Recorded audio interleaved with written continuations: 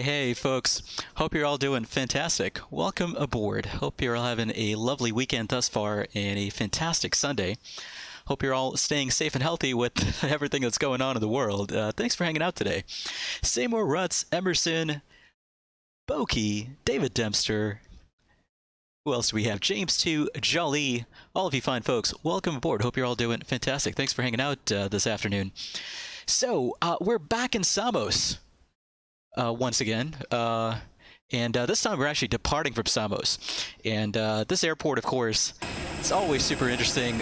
Whether you're landing at Samos or departing from Samos, you're still going to be putting the airplane through its paces, and you're going to be maneuvering it in a way that airliners aren't normally maneuvered. So we're going to be making some pretty tight turns on this departure, departing out of Samos. And once we get to Tivat in Montenegro, we're going to be, hopefully, the weather holds. We're going to try and do a challenging circling approach to runway 14 at Tivat. So that is our plan today. And Boki, of course, says you couldn't miss. That's awesome, Boki. So Boki's flying along. I'm going to hop on VATSIM here. Is the passenger boarding already? Yeah, it's actually ongoing at the moment, it looks like. Okay. Or it's already completed, it looks like, actually. That's great. I'm going to hop on at VATSIM here. That way I am connected as well. I'm going to be flying a GN321, Airbus A320. This is the new FSLabs version 5 update, which brings full PBR. Oh god, which brings full PBR to the aircraft, and it looks like I'm not sure who that is exactly, but we spawned right on top of somebody, unfortunately. The good news is boarding is completed, right? Let's hope boarding's completed. Let's see. Oh, that's you, Boki. You're flying EC-74. Well, in that case, Boki, if you don't have a problem with it, pushback from stand 2 facing east. If you don't have a problem with it, I don't have a problem with it. So you're all good. You can hang out there as long as you want, pal. It's all good. All right. And I'm running out of thermal printer paper here, but I'm getting in my performance, or not performance data, but my load sheet information. So we're just going to pull this up here.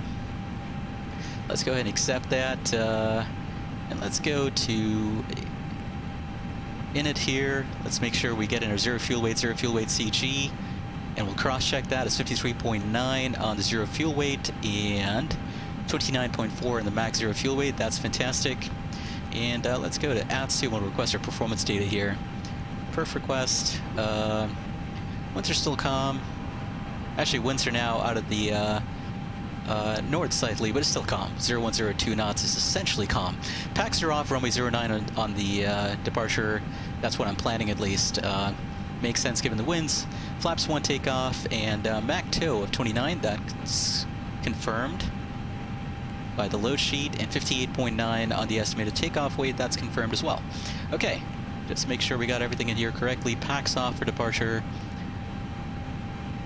and flex temp preferred. Okay, let's send that out. All right, fantastic. And I'm going to go ahead and make sure I file my flight plan here. That's filed. All right, fantastic. Okay, let me get back in chat here. John Ceballos, welcome on board, John. I hope you're doing fantastic. John says you got my email. As soon as you get back to Miami, he sent you. Absolutely, John. I look forward to that for sure. Hope you're doing fantastic. And John, if I remember correctly, you said you were on an extended stint in Anchorage, is that correct? But I hope your trip is going fantastic there, John. Hope you're having a grand time out there in Alaska. James 2, I am actually I was about to pull the trigger later today. So I settled on the Premium Deluxe. For some reason, I haven't pulled the trigger yet, and I think the reason for that is because I'm actually in the alpha, right? Or the closed beta now officially. Because of that, you know, I guess for me the urgency isn't there, right? But I am going to pull the trigger later today. I'm going to buy the Premium Deluxe. That's my plan. I think the extra detail in some of the airports is going to be worth it. So that's the reason I'm going to do that. When I say extra detail, right, I mean some of the paver quality airports that Microsoft's going to bundle with the Premium Deluxe version. I think the price of those airports is going to make it worth it. And knowing Flightbeam, you know, my hope is that Flightbeam, whenever they release an updated SFO or Denver or all these other airports, I happen to own pretty much, actually every single one of Flightbeam's airports I own right now. My hope is, you know, knowing what an awesome company they are, that hopefully they provide a discount for current owners of their products for P3D. And so whenever the Flightbeam airports come out, if they are better quality than the default, you know, airports from Microsoft for those, you know, additional airports that are packaged with the Premium Deluxe version, what I'm going to do is probably switch over to Flightbeam, if I need to, you know. But if not, you know, I'm probably going to be pretty happy with the default once they're packaged in Premium Deluxe. Let's see. James 2 says you also want the premium edition. You'll wait and see how it performs on your PC first, though. You hope you get the closed beta to try it. Yeah, totally. I think it should be pretty reasonable for sure. You know, the performance specs that Microsoft has released publicly seem to suggest that the performance is going to be quite good. So I am hoping that in fact this stays the case. Let's see. What did I want to do here? I wanted to say okay to board earlier. Go for it. Thanks. Is that working? Maybe not. Okay, I don't know. Let's just disregard that. Let me go back here. Actually, one second. There's one thing I wanted to do here real quick. Let me just make sure. Yeah, I've got the correct. Samos traffic, follow tail 1203, taxi to runway 27. Audio test in progress. Left speaker test. Yeah, I was worried that the audio dropped there, but it didn't, so that's good. Okay, let's go to receive messages. We got our performance data in. Let's see, it's going to be a flaps 1 takeoff, obviously, and trim is going to be what exactly? Trim is going to be down 0.1. Okay, let's put that in. Hey down guys, 0.1. all on board. Are we clear to close? Thanks, it'll be a short taxi.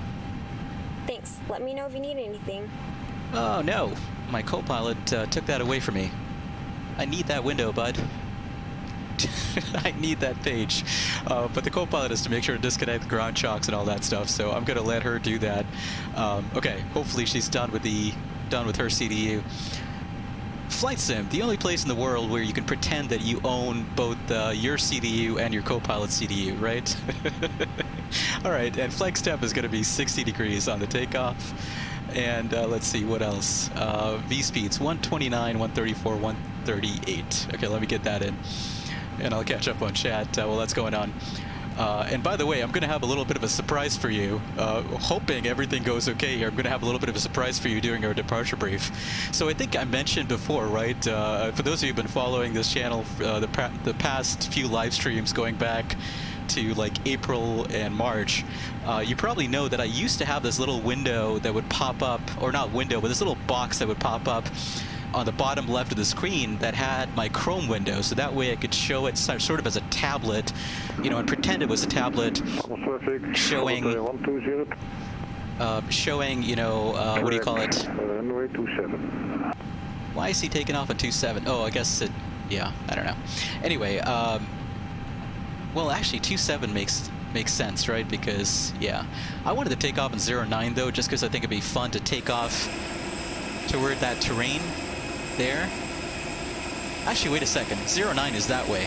Actually, yeah, I wanted to take off in 09 because that way we're taking off in the direction of Turkey, and we could talk a little bit about the nature of departures towards Turkey and why there's a little bit of geopolitics that makes those departures tricky. But anyway, where was I? Yeah, so I was talking about my Chrome window issues. So for some reason, that Chrome window, Streamlabs or Windows or my graphics card, you know, NVIDIA, what drivers, whatever, there was some kind of update that completely messed up Streamlabs' ability to capture my Chrome window. So every time now, no matter how many times I try to reset things and use all kinds of bug fixes that I found online, all I see with the Chrome window is a black screen.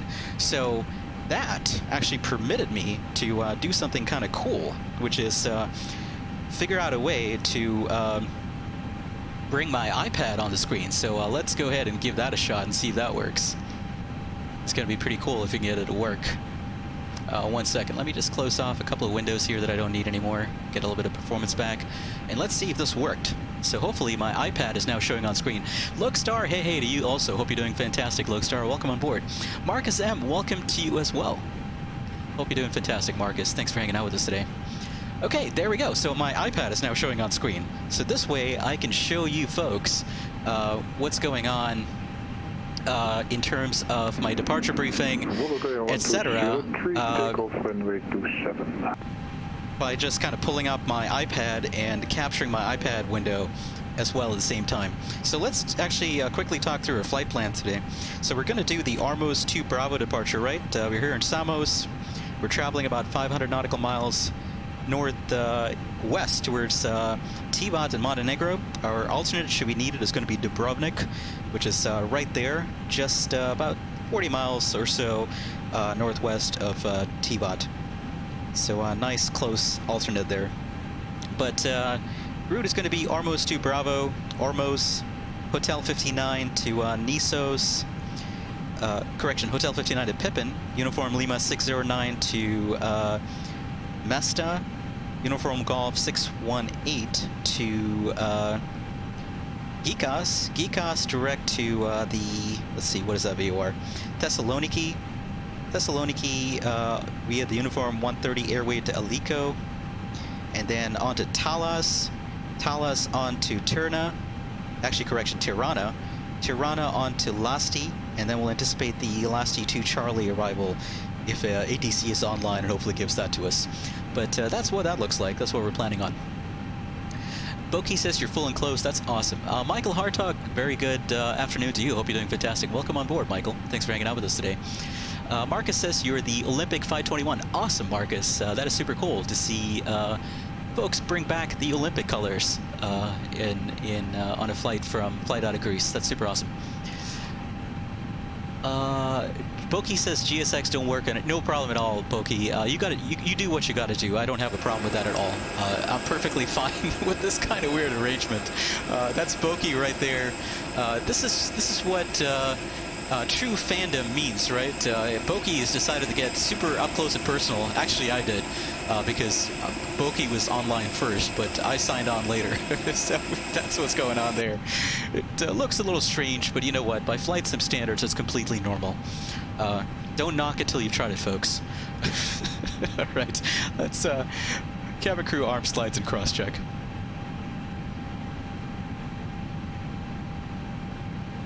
Okay, and why don't we do our departure brief here, actually?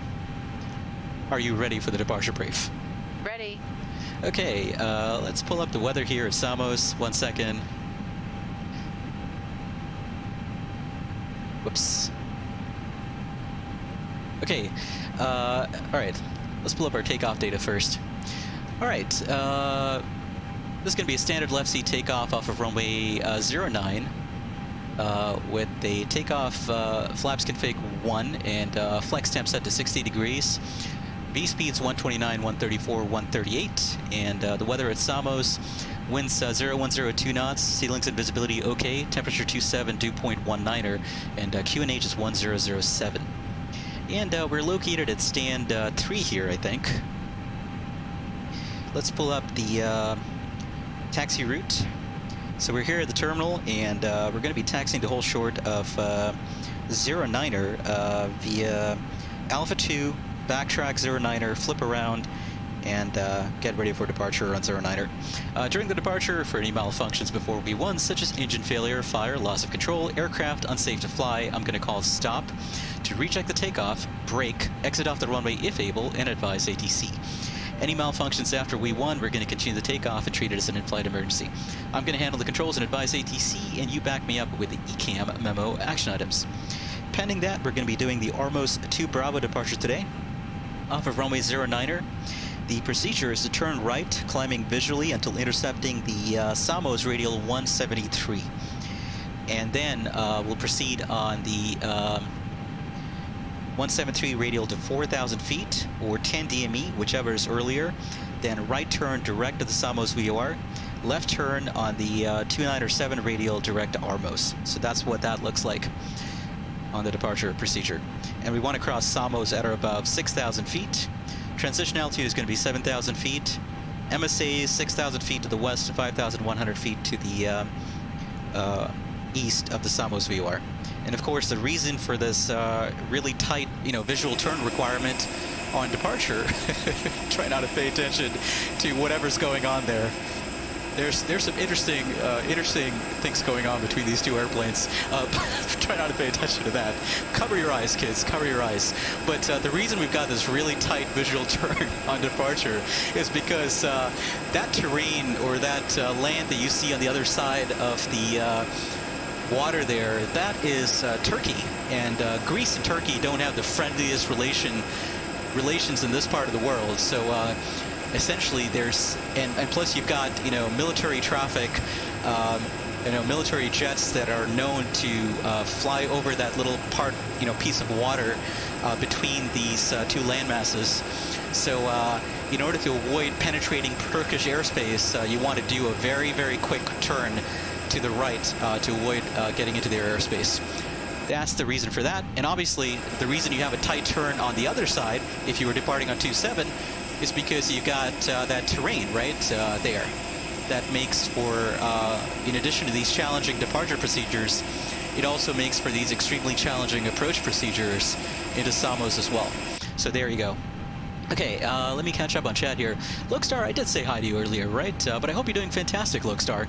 Lokestar, you got to let me know how you're getting along in terms of your, what do you call it? Your time and experience with the Majestic Q400. Because as soon as you're ready to go, I'd be super interested in doing a shared cockpit flight with you in the Q400 at some point. Okay, let's see. Want to finish up this departure brief here. Runway 09 visual departure, caution spot altitudes at... I'm not sure what this means, actually. This little segment right here. I've never seen that before, so I have no idea what any of that means. I think I have a guess as to what it means, but I'm not sure. But that is super interesting. Okay, let's see. Anything else here? Yeah. So maximum speed when we're turning back to Samos there is 210 knots, bank angle 15 degrees. Okay, keep that in mind. And this SID does require a minimum climb gradient of 304 feet per nautical mile up to 6,000 feet due to obstacles, then for ATC purposes. Okay, that makes sense. All right. That's it. That's our departure brief.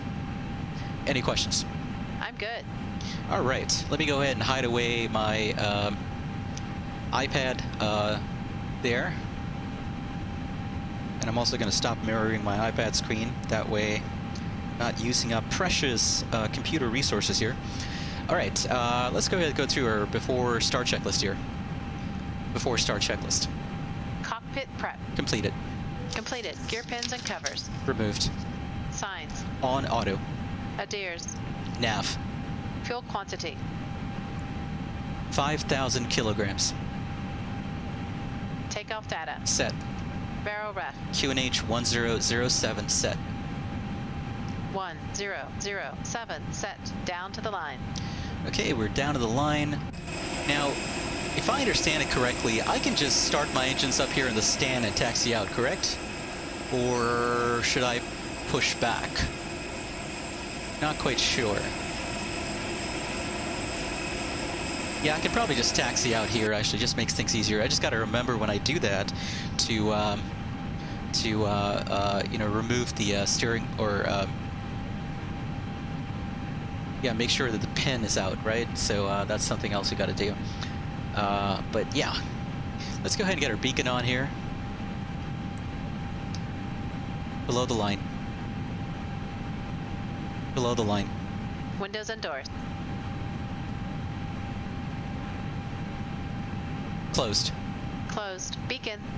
On. Thrust levers. Idle. Parking brake. Set. Before start checklist complete. Okay, before start checklist complete, we're ready to start. Let me catch up on chat here real quick. That's right, James, too. You got to do what you can to lower costs in this environment, right? Lokestar says we could have a flight this week. That'd be awesome, Lokestar. We could certainly try something this week. If we do a midweek stream, actually, this week, if we do a midweek stream, Lokestar, I'm probably going to do it in either the Learjet 35 or the Falcon 50. I want to continue kind of our Western U.S. Destination hopping in the Lear 35 if we do a stream midweek. But maybe next, I don't know, maybe you know, next weekend we might do a stream on Sunday featuring the Q400. By the way, next Saturday, I want to talk about this as well. Next Saturday, I'm going to participate in a virtual fly into Oshkosh, which is going to be a ton of fun. So Pilot Edge is going to be hosting a SimVenture, which is, you know, a flight sim version of AirVenture, that you know, that huge gathering that we have in Oshkosh every year. They're going to be doing a virtual fly into Oshkosh this year, and I'm certainly planning on taking part in that. So if you get time in the air and we don't have a ton of stuff going on in chat that we need to talk about, what we'll do is we'll talk about the NOTAM for SimVenture, and we'll start talking about prepping for that flight into SimVenture on Saturday. So next weekend, you folks might be treated to a double feature. You might be treated to a SimVenture flight on Saturday, and then you might be treated to a Q400 flight, possibly in Iceland, with a shared cockpit with Lokestar or something. Lokestar will have you jump right out of the frying pan and into the fire. So we'll do some challenging approaches in Iceland, shared cockpit. So what we'll probably do, so we'll probably, you know, do 2 streams next weekend, is my overall point to folks in chat. But to Lokestar in particular, Lokestar, my thinking next weekend, if we do a stream in the Q400, a shared cockpit stream, what we'll probably do, Lokestar, is we'll do, here's what I'm thinking. We'll probably do a couple of legs up in Iceland. So we'll probably do Akureyri to Keflavik, and you can fly that leg. I can be co-pilot, or the FO rather. And then we can do another flight going from Keflavik up to Ísafjörður, you know, a second leg rather than another flight. And that one we can switch roles. So that's what I'm thinking we could do, and that could be a lot of fun. Anyway, let's continue here and we'll get going. Lokestar says an offline stream. Yeah, we can do that as well, Lokestar, for sure, no problem. Ben Montgomery, welcome on board. Hope you're doing fantastic, Ben. And Ben, that is fantastic to hear that you're going over your A320 notes. Yeah, so feel free, Ben, with your newly acquired knowledge and wisdom of the A320, feel free to let us know, or let me know, certainly, you know, of anything you see that might seem out of place. I do a lot that's out of place, obviously, because I'm not a real A320 driver in real life. Never flown this type in real life, but if you've got thoughts, suggestions, tips, feel free to shoot away in the chat box. But I hope you're doing fantastic, Ben, and I hope the type training in the A320 is treating you well. Rice Cooker 2000, good afternoon to you. Hope you're doing well, Rice Cooker. Thanks for hanging out with us. Just Love Flying, good afternoon to you as well. Thanks for hanging out with us, Just Love Flying. All right, we want to start up the engines, I think, because, yeah, actually, Boki's moved out of the way, so let's go ahead and start up the engines. All I need to do here is go ahead and move the engine mode selector to ignition/start. Let's go ahead and start up the engines. Starting engine 2. Check. And I just got to remember to remove the steering pin later so I can taxi.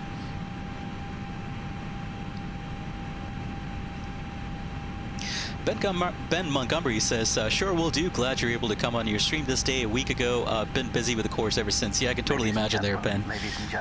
But it was super awesome to catch your stream for sure. That was fun, watching you to fly into that rather kind of interesting destination in South Africa that I hadn't seen before. We got IAE engines today, obviously, and 2 coming up, fuel flow, We are here for your comfort, but primarily for your EGT. safety. With that in mind, and these engines will take a while to start up as Boki waits very, very patiently there for us. And I think we've got, is that Marcus back there? Yeah, that's Marcus. It's showing us a CRJ, but that's actually an Olympic 737, if I remember correctly. Okay. These engines take a bit longer to start up. Okay, good start on number 2. Let's go to start up number 1. Starting engine 1. σε ένα Check. μικρό ταξίδι πριν το ταξίδι σας.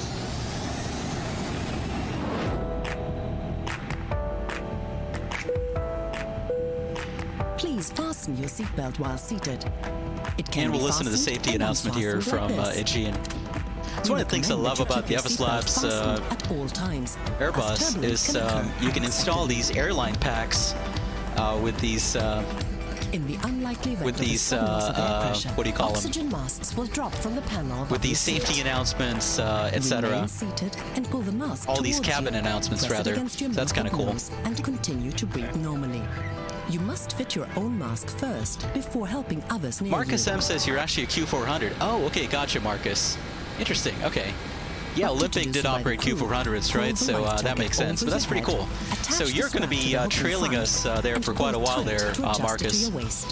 In the Before leaving Q400 with your aircraft, ground speed hold of the like red 350 toggle knots, sharply right? downwards to Marcus, if you inflate the want, you know, jacket. you can probably take off right now, actually, and depart. That way, hopefully, you don't have too much catching up to do, and we might be able to stand a good chance of catching your landing.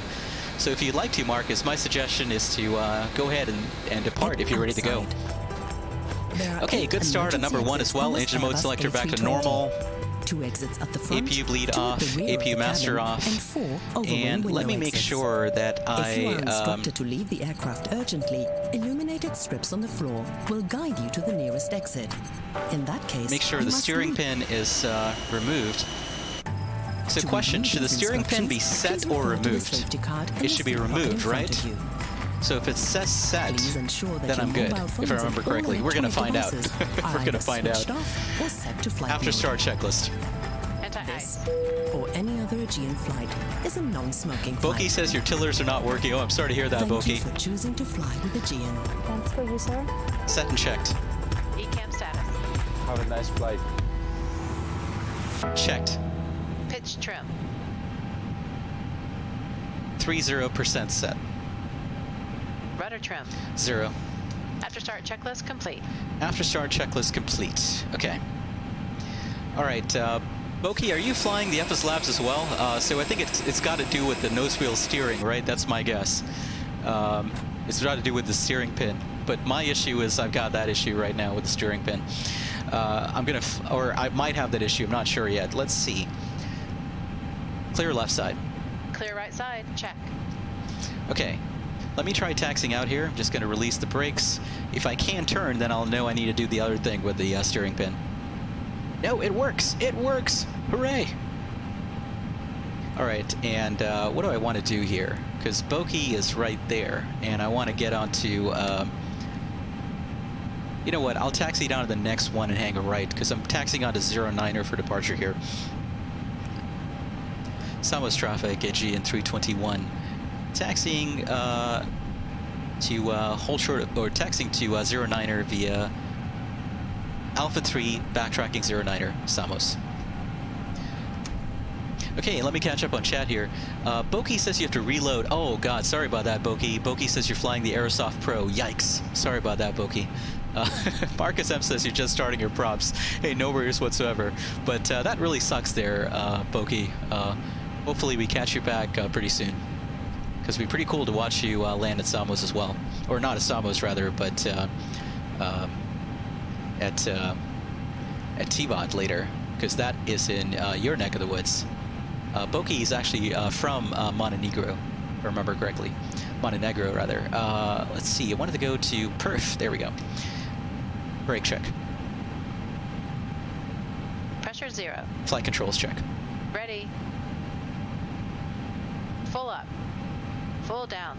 Neutral. Full left. Full right. Neutral. Rudder. Samos traffic. With you. Full left. One taxi to Full right. runway 09. Neutral. Okay, co-pilot's going to go through that on her side as well. Let me catch up on chat here real quick because I missed a couple of things from Ben. Ben says you're currently going after engine fire after takeoff training, or drills rather. You were going on go-arounds earlier. That's awesome, Ben. My God, I'm super jealous. This sounds like a lot of fun. That sounds like super amount of fun for sure. Hope you're enjoying it there, Ben. Log X, welcome on board. Hope you're doing well, Log. Thanks for hanging out with us. This is indeed P3D Log X. Bogey says Belgrade, but your grandfather's from Tivat. Oh, gotcha. Okay, Bogey, that makes sense. Pretty cool. So Bogey's actually Serbian in that case. All right, looks like we're clear on the right side, and it looks like we're going to be hopefully clear on the left side as well. Nobody planning on doing any approaches from the Turkey side today. Let's go ahead and taxi on and we'll get going. Before takeoff checklist. Flight controls. Checked. Check. Flight instruments. Checked. Check. Briefing. Confirmed. Flap setting. Config 1 plus F. Config 1 plus F. V1. VR. V2. Flex temp.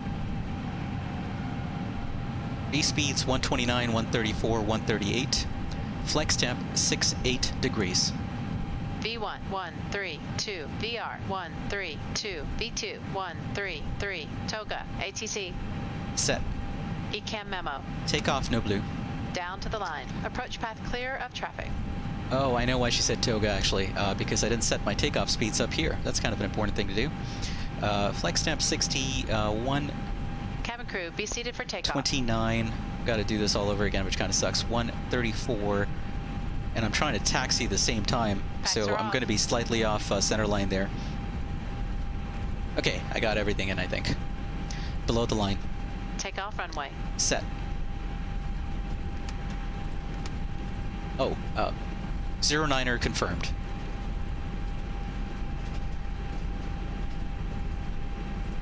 Confirmed. Confirmed. Cabin crew, Advised. TCAS. TARA. Engine mode selector. Normal. PAX. Off. Before takeoff checklist complete. Okay, before takeoff checklist complete, we'll backtrack all the way here. Samos traffic, Aegean 321 backtracking 09er for departure Samos. Okay, let's see. Ben was saying you might hop on in on VATSIM. Awesome, Ben, and do circuits. That sounds like a lot of fun there, Ben. Why don't you hang out with us at Tivat, and hopefully you can time a circuit just as we're coming in as well, or soon after we land, so folks on chat can see you land as well. Ben, oh yeah, you're an X-Plane user, right, Ben? So I think if I remember correctly, you had the TOLUS. So that's super awesome. Okay, let's go ahead and flip the airplane around here. Ready. Affirm. And we'll get going.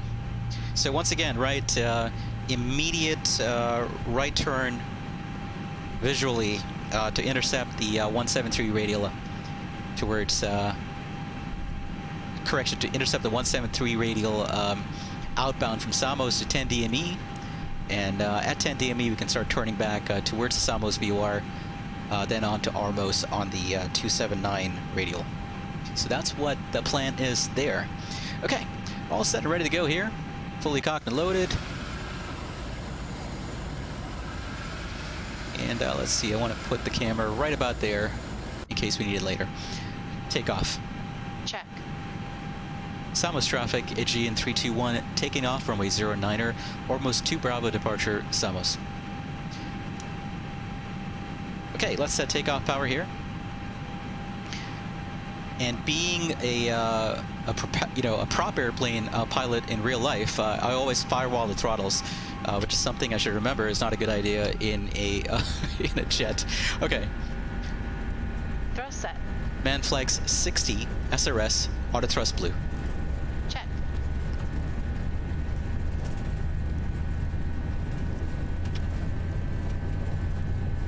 knots.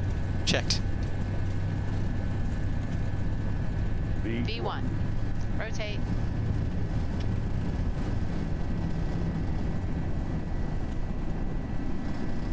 Positive climb. Gear up. Gear up. And wait till the big hot door.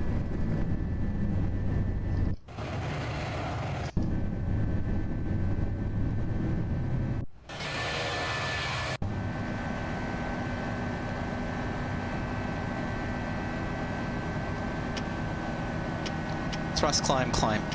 Check.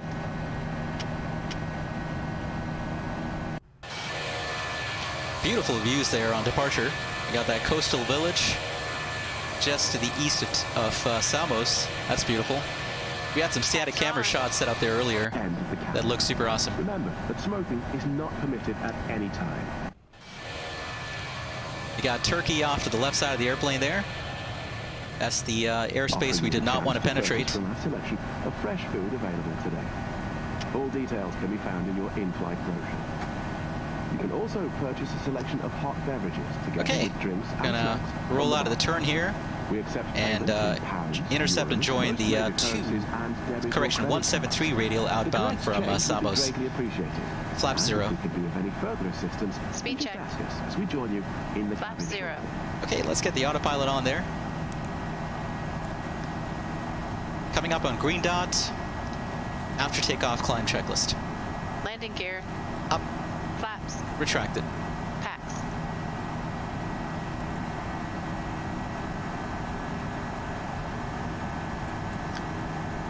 On.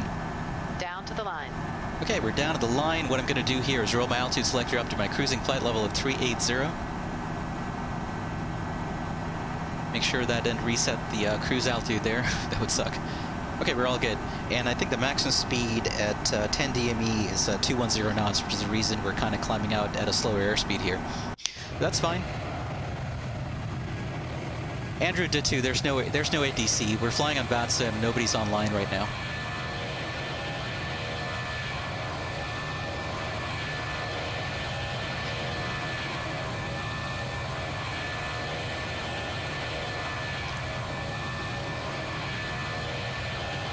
Yeah, unfortunately, it doesn't look like any ATC online yet, but that's fine. Ben was asking how long is the flight. Ben, it's 1 hour and 20 minutes once we got airborne, so probably another hour and 15 minutes or so from now we'll be landing. Okay, what I'm going to do here actually is I'm going to slightly deviate from the flight plan and just proceed direct to ORMOS. Usually ATC would vector us, but since ATC is not, or ATC would say direct ORMOS, but since ATC is not online, I'm just going to do that myself, so we're going to go direct ORMOS. There we go. And Route transition, set standard. Set standard. Standard cross-check. Passing flight level 085. Samos traffic. Aegean 321, proceeding direct ORMOS, climbing flight level 380, departing the area to the northwest. Now. Samos. Checked. Below the line. Barrel ref. Standard set. Standard set. After takeoff, climb checklist complete. Okay, that should shave a couple of minutes off the route at least. So that'll be nice. Okay, proceeding direct ORMOS. From ORMOS on the Hotel 59 airway to PIPEN. First name Scotty on that waypoint there. We're proceeding direct ORMOS and then via the airways listed in the route to wherever we're going. Okay, let's see. What else did I miss here in chat? Boki, no worries. Take your time. It's all good. It's all good. Take your time. Okay, coming up on 10,000 there.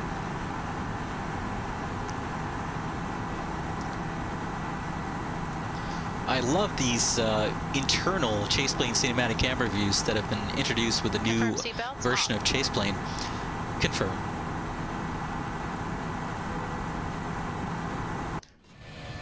Confirm clear, rad nav. Confirm. And I also love these new flybys as well. These look pretty good. Really, really nicely done by ChasePlane, or Parallel 42 rather, with this new version of ChasePlane. Looks pretty awesome. Okay, we're climbing out over the island of Samos here. The very, very eastern part of Greece. I think Samos is as far east as you can get in the Greek archipelago, if I'm not if I'm not mistaken. But this is a really nice scenery from. To secondary. Confirm. Okay, last thing I had to say to my FS2 crew co-pilot for a while, but this is super nice scenery from 29 Palms for sure. It looks really, really good. Ben says you're going to do a bit of circuits at both Samos and Tivat. Awesome there, Ben. That's super cool. Both of them are super fun airports to fly circuits into. And your circuit at Samos is going to be super interesting for sure, no matter which direction you're flying the circuit. Samos traffic, private 1, start up for... Beautiful views there. And that little spit of land there, kind of coming out in the Aegean, of course, that's Turkey, like I mentioned earlier. This is pretty cool. Beautiful views on departure. And let's see, how long do we have to go in the climb? We got another 148 miles to get our top of climb. Another 20 minutes to go before we get to flight level 380. And we've got another 477 miles to go to Tivat. And we should be arriving in Tivat in 1 hour and 10 minutes. Let me very quickly here check on the winds at Tivat. Ben Montgomery says you are private 1. Okay, awesome. Was that you we just heard there, Ben? I think that might have been you we just heard on frequency. LYTV METAR. Just pulling up the METAR here at Tivat. Winds are variable at 3 knots, ceilings and visibility okay. Really, really nice conditions at Tivat. So I'm going to plan on the localizer 3.2 with the visual approach to runway, let's see, you know, the circling visual to runway 14, obviously. We always want to do that super fun, challenging approach at Tivat if you're going to fly in there. Let's see. So what I'm going to do for right now, at least, is I'm going to put in one of the localizer approaches here.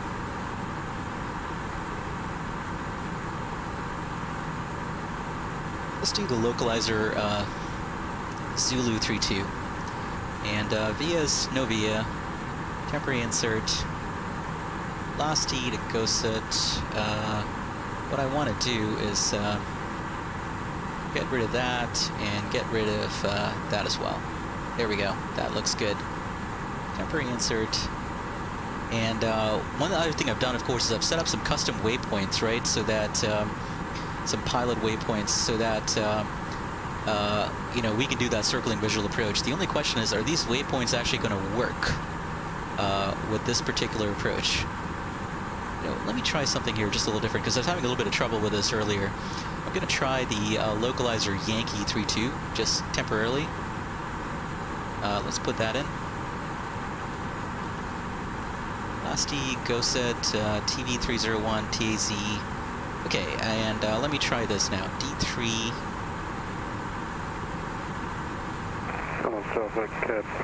For some reason it shows up as a missed approach procedure after ML32, which I don't really like. I don't know why it does that.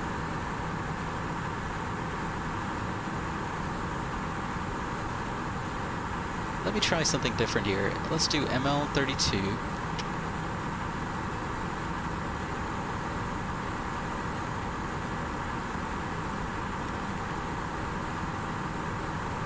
Nope, that doesn't work. I'm gonna have to figure out exactly how to get these waypoints in, because as of right now, if I try to put them in, what happens is that the waypoints show up as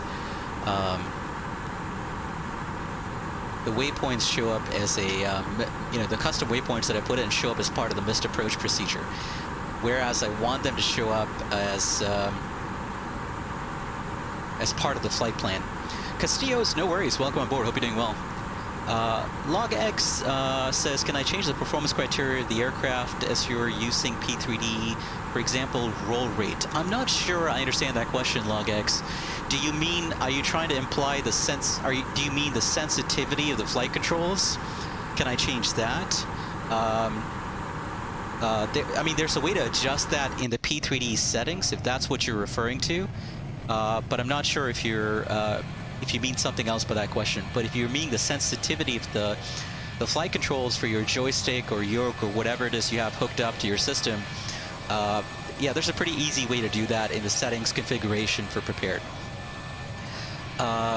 LogX, who's M8? I'm not sure who M8 is, but thanks for the kind words regarding my videos. Really do appreciate it. John Ceballos says, have a good landing. You're getting ready here in LAX to go back to Anchorage. Awesome, John. Super awesome that you're in Los Angeles. But certainly have a fantastic flight to Anchorage there. And obviously that's real life, by the way. that's not in the sim. That's John. John works for Centurion Cargo. He's a flight mechanic for them. And he's about to board a 747 cargo airplane to fly up to Anchorage. So that's super awesome, John. Have a fantastic flight up there. And certainly when you're back at Miami, for sure, John, feel free to reach out. And I'll very, very much look forward to reconnecting with you when you're back in Miami via email. Man, I really wish I knew how to fix this issue. I think what I have to do, honestly, is...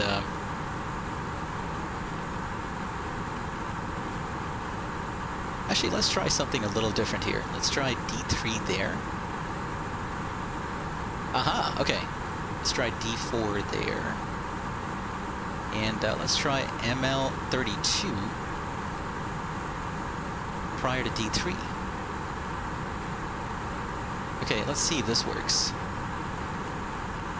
No. It absolutely did not work. Why is this happening?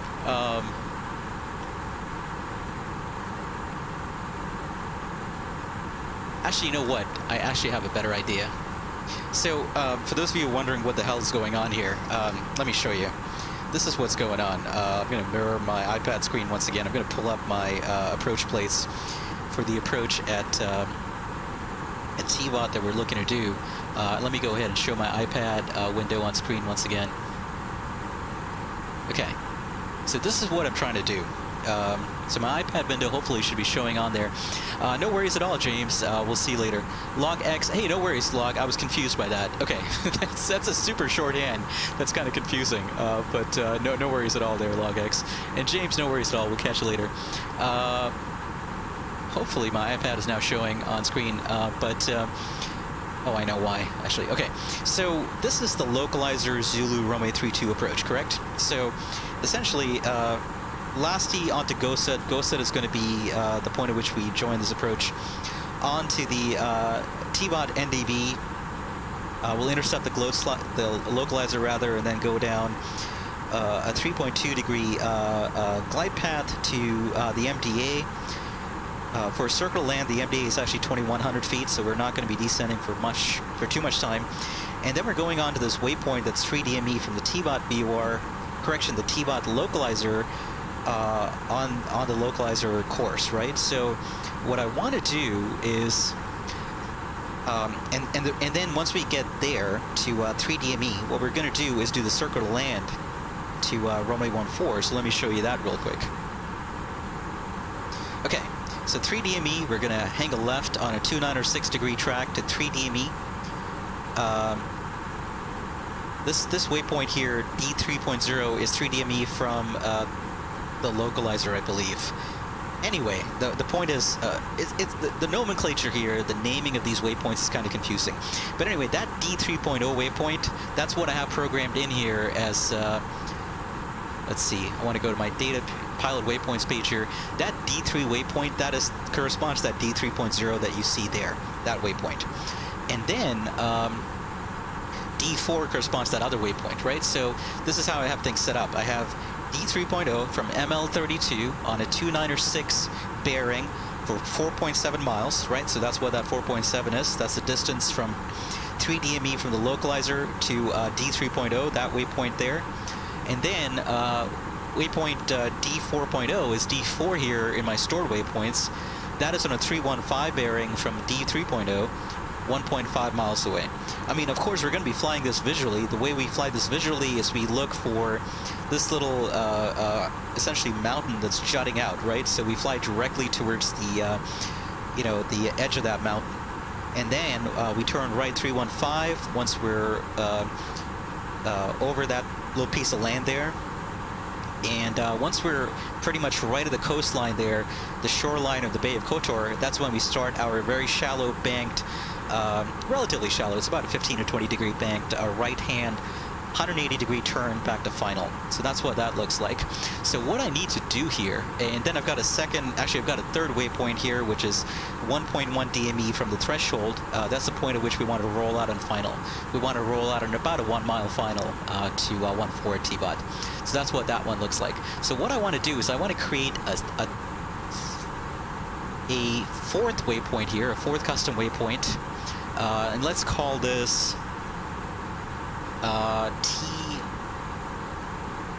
TIV3. I'm just trying something here. I'm not sure it's going to work. And this is TIV, which is the localizer, slash bearing is going to be what exactly? It's going to be the opposite course of 335. So opposite of 335 is what again? Trying to remember. Opposite of 335.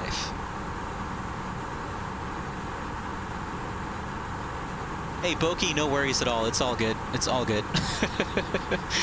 maybe you can fly circuits at Tivat like Ben is thinking about doing.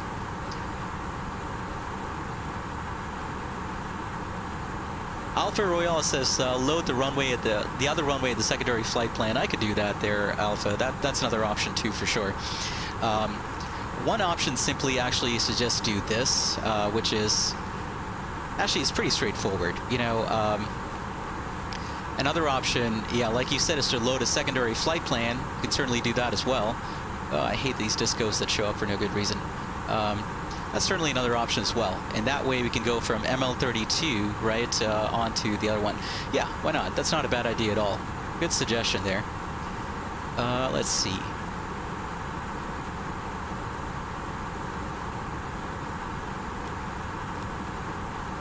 Secondary flight plan. I was kind of looking for that. Okay, copy active. And we're going to do the 1-4 approach. There we go. And what I want to do actually is just get rid of all the waypoints prior to... this is not standard practice, obviously, but I want to get rid of all the waypoints prior to ML32 here.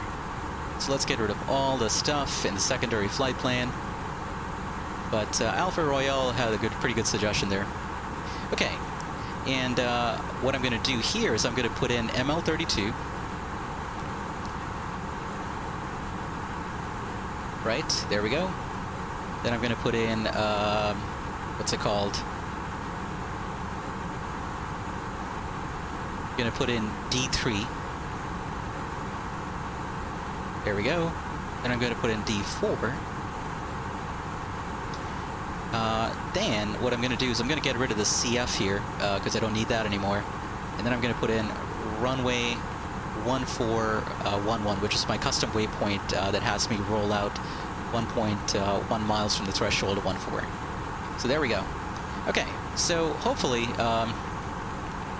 this should work out. So what we'll do once we get to ML32 is just activate the secondary flight plan. That way we can follow that in. So that's what that should look like, hopefully. All right, so we're cruising, or not yet cruising, but we're still got another 55 miles to go to our top of climb, flight level 380 here. Tango Whiskey, sorry I missed you earlier, but Tango Whiskey, welcome on board. Hope you're doing fantastic, Tango. How are things going with you? Hope you're doing fantastic. Lokestar says, what software am I using to show the iPad? You have a lonely screen, but a bit laggy. Do you mean in terms of my stream is a bit laggy there, Lokestar? Is that what you're saying? I'm not sure what you mean by that. But Lokestar, so I use a program called, there's a number of programs available for Windows that allow you to mirror your Windows screen on, one second here, I don't need that window showing anymore of my iPad. But there's a number of programs you can use to mirror your iPad screen on your Windows PC. So what I do is I mirror my iPad screen on my Windows PC. And then what I can do is I can capture the mirrored iPad window, right? So I capture that, and then I've got a little frame. Essentially, it's nothing more than a PNG file, like an image file, that shows the frame of an iPad, right? So that's what you're seeing is a frame of an iPad surrounding the mirrored iPad screen. So it looks like an iPad on the screen, which is kind of cool. So that's what that looks like. And it's too bad, unfortunately, that Lokestar can't fly along with us. That sucks. That makes sense there, Alpha Royale. Totally. Thanks for the suggestion. Yeah, it totally sucks there, David. Or not David, but Boki, that it crashed again. That really sucks. Hopefully, Boki, you're able to load up at...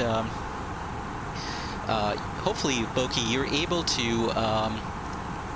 you know, load up at Tivat itself and maybe do some patterns there. So that's another option, hopefully. Let's see. Oops, actually, I know what I did wrong there.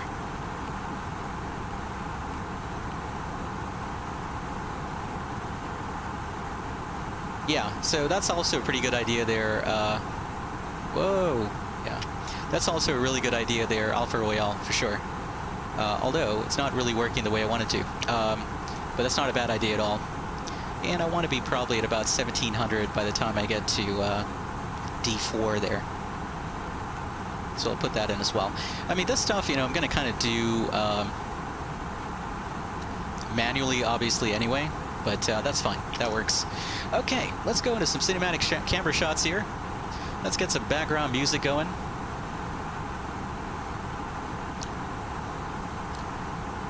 Some ambient background music, rather. Let's go with that one. That's a pretty nice tune, always. Okay, and I'll catch up on chat here while we're going along.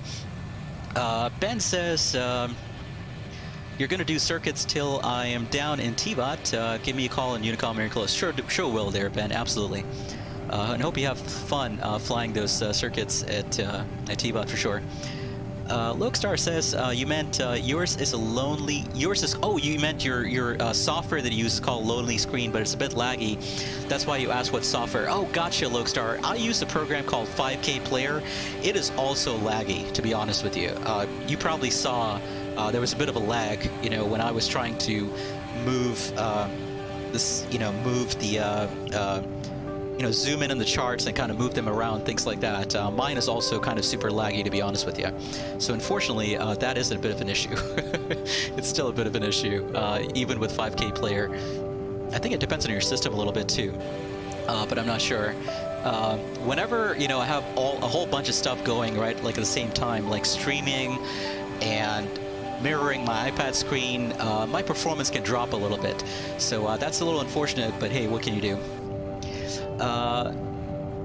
Alpha Royale says you're creating an RNAV, use Final Approach's guidance to see what happens. Yeah, there you go, Alpha Royale, that makes sense. The thing is, though, Alpha Royale, once I get to 3DME from the localizer, I'm going to be visual. I'm going to be taking off autopilot once we return towards that first pilot waypoint.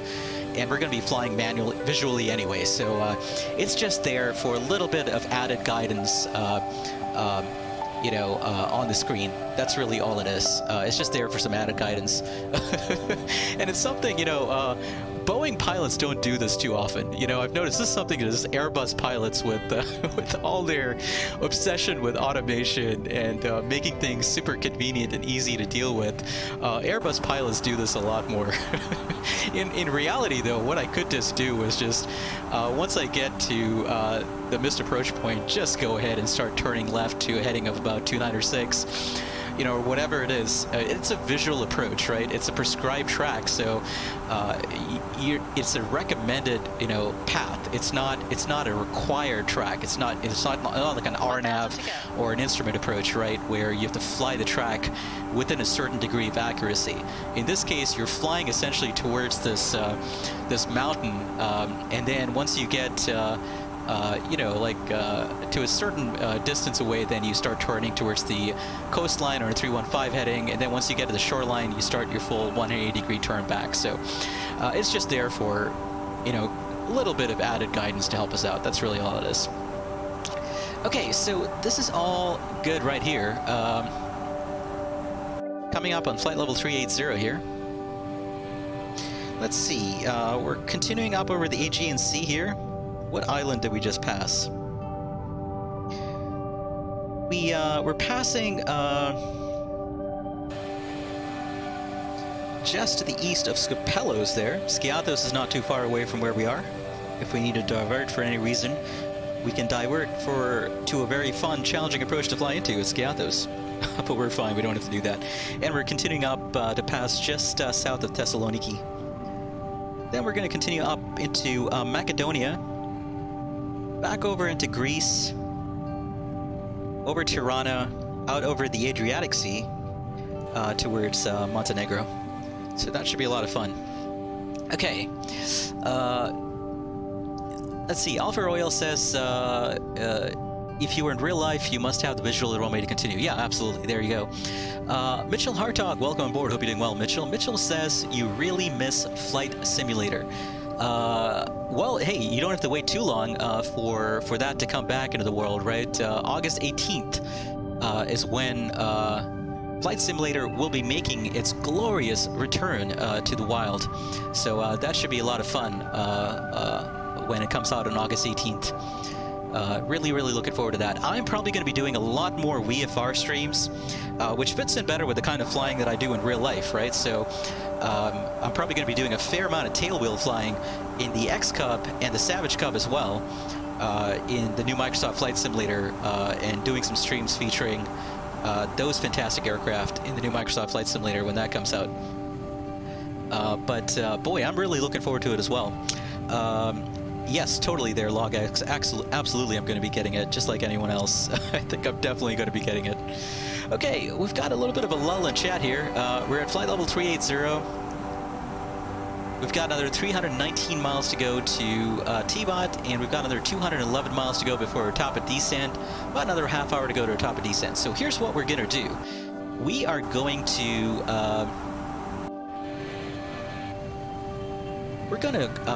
I mentioned earlier that next weekend, actually this entire, a good portion of next week, Pilot Edge is going to be hosting an event called SimVenture. So this week, if the COVID pandemic had not occurred, right, this was the week that we were planning on having the annual AirVenture event at Oshkosh. You know, one of the biggest aviation fly-ins and gatherings of pilots and aviation enthusiasts in the world. You know, typically you have well over 100,000 people come into Oshkosh every year.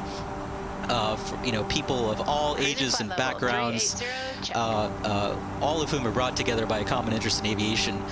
This year, very sadly, unfortunately, due to the pandemic, that is not occurring. So Pilot Edge, in association with the Experimental Aircraft Association, which organizes Oshkosh, and in association with, I think, the National Air Traffic Controllers Association as well, they're actually doing a virtual flying into Oshkosh on a number of days this coming week, and as well on Saturday over the weekend. And my goal is to try and stream me flying into Oshkosh along with whoever else is flying in on Pilot Edge over the weekend. So that should be a ton of fun for those of you who want to see a virtual fly into Oshkosh and see the legendary Fisk approach, or Fisk arrival rather, into Oshkosh. That should be a super amount of fun. So one of the things I was thinking about doing on this stream, actually, since we have some time in the cruise, to prepare for that flight into Oshkosh next weekend, Pilot Edge released their NOTAM for Oshkosh. So every year, for those of us who are real-world pilots, we know this, EAA releases this massive packet, right, that contains the full NOTAM. You know, NOTAM stands for Notices to Airmen here in the States. Actually, it's Notices to Airmen everywhere in the world. I think it's everywhere in the world. That's the same acronym that's used for Notices to Airmen, NOTAMs.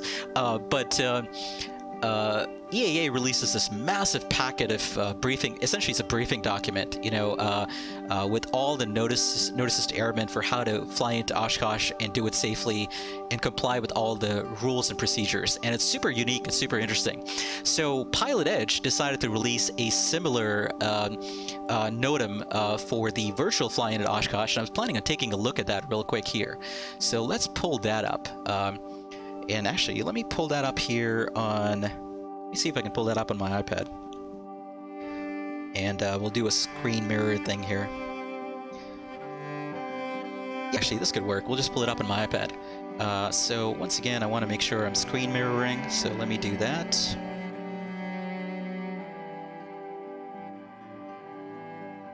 Why is my 5K player... Hold on 1 second. It's not showing there. Just give me 1 second here. Just gonna have to reopen my 5K player again. Hey, Will, welcome on board. Hope you're doing fantastic, Will.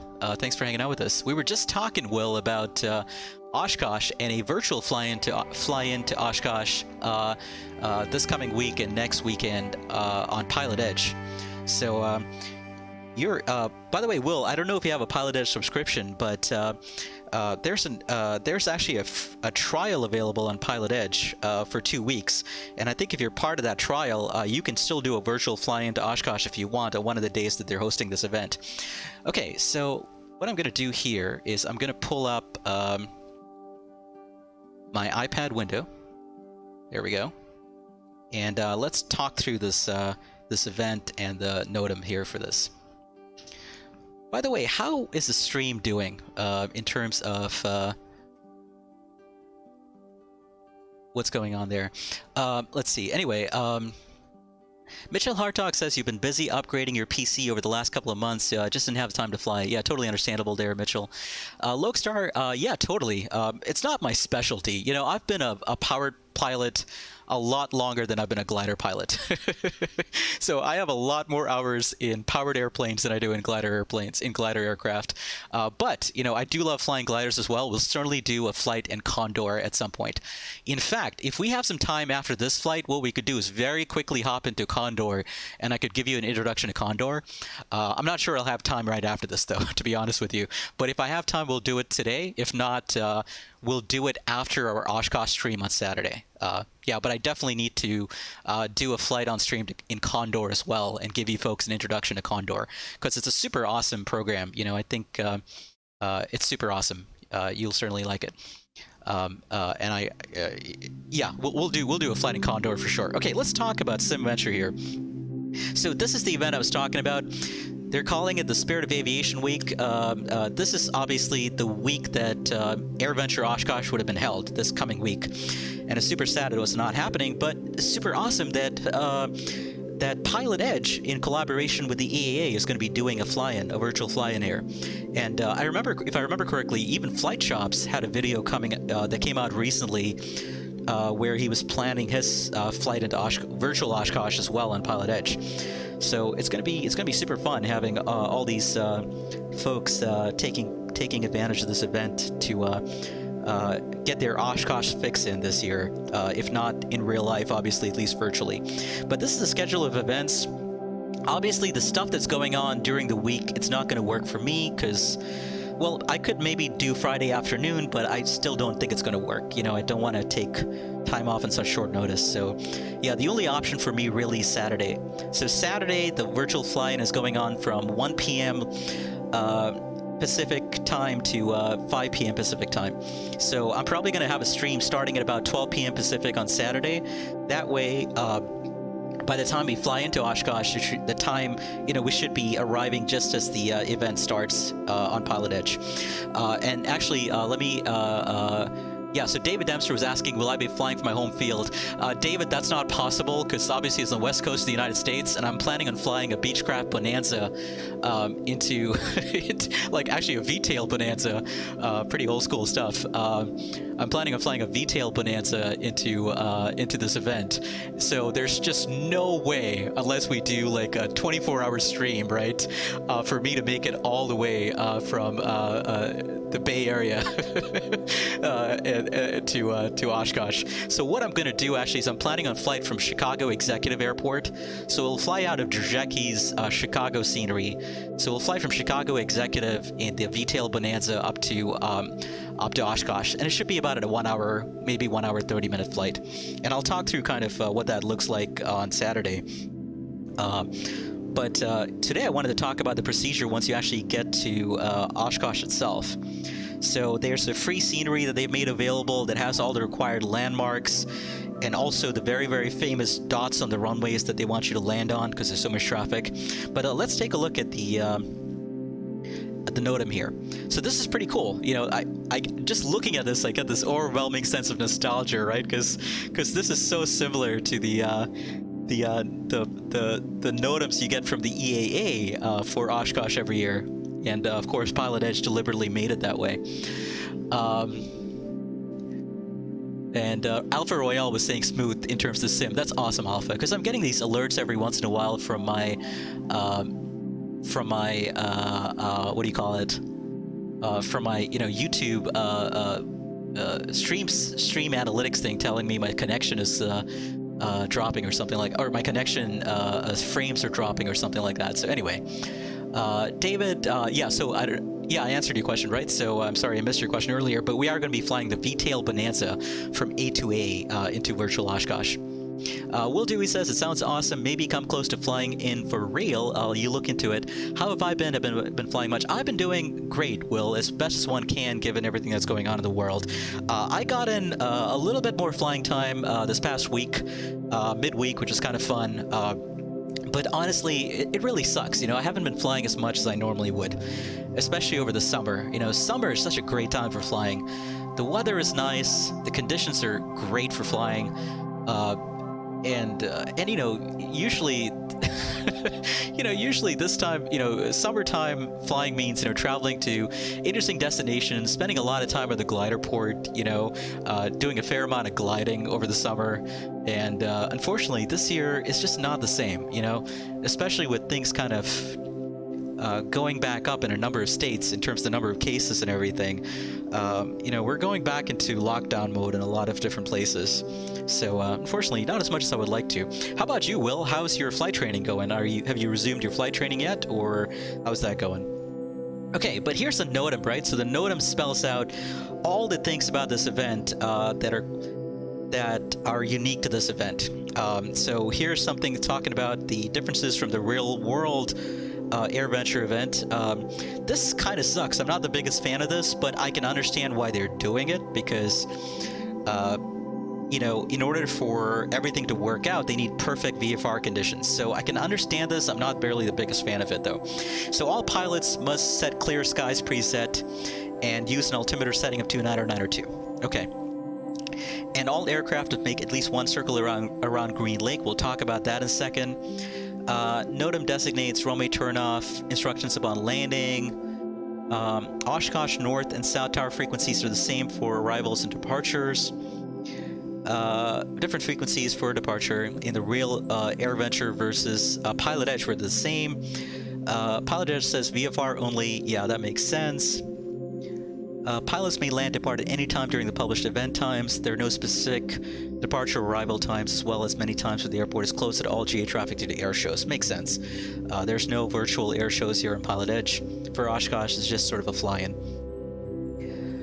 Formation flights are not permitted. All pilots must operate a single ship. That kind of sucks, because in real life, the beautiful thing about Oshkosh is you have these massive, formation flights into Oshkosh, right? You've got massive gatherings of Bonanzas and other types of aircraft that fly into Oshkosh together, but unfortunately you can't do that on Pilot Edge, understandably. But here's the NOTAM itself and the VFR arrival procedure.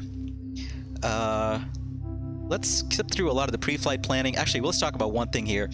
Unfortunately, because of the limitations of making sure that the controllers on the ground can see the right type of aircraft, they're not allowing any type of aircraft to be flown into Oshkosh, which kind of sucks, but it's understandable, right? I was talking last time that my idea was to fly the A2A T6 Texan into Oshkosh, because I really wanted to fly a tailwheel aircraft and a relatively high performance warbird like the Texan into Oshkosh. That was my goal.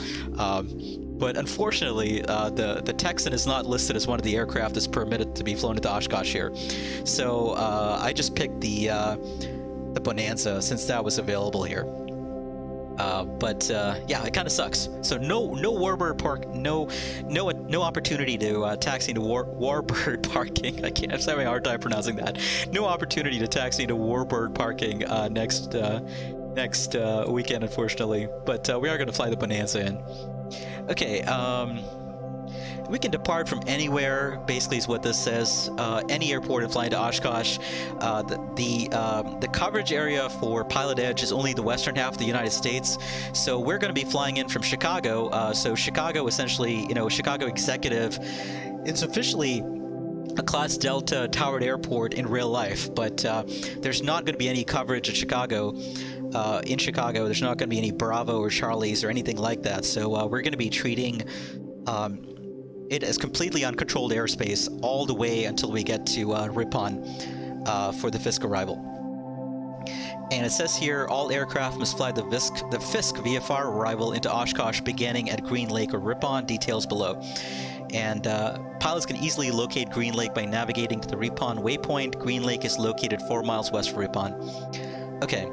And all aircraft must avoid the Oshkosh Class Delta and Fisk arrival route while navigating to Fisk. Remaining at or about 3,500 feet until over Green Lake will keep you clear of all conflicts. And check your radios before you depart. And this is the actual Fisk VFR arrival to Oshkosh that we're going to be planning on next weekend. So, Mohammed Ibrahim, welcome on board. Hope you're doing well. And LogX, welcome back to you as well. Thanks for hanging out with us. Alpha Royale says you must know some interesting approaches in the U.S. to try with the Airbus. Any suggestions? Here at home, you have some pretty interesting airfields. Alpha Royale, where do you call home, out of curiosity, and where do you fly into?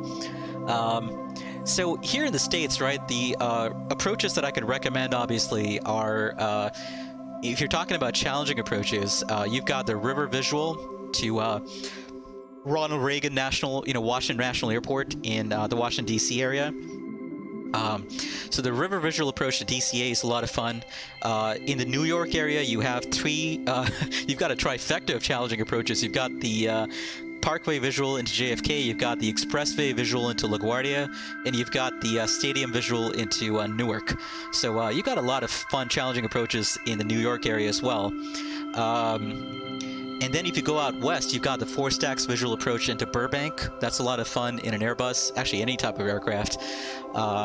You have some other visual approaches as well that are not as well known in the States. There are some circling visual approaches you can fly that are not, officially, charted, but there's some fun, challenging approaches you can fly. There are circling approaches as well at various airports in close proximity to terrain. And of course, one approach that I've featured on channel that's super, super fun is the Californian Kitech approach, as I like to call it. That is the what's it called? That's the one left, one right approaches in SFO. So there's a couple of circling visual approaches to the ones at SFO, and it's so similar to Kitech, and it's used so rarely when the winds are super high out of the north and northeast at San Francisco. When we have these so-called Diablo winds or Santa Ana winds in Northern California.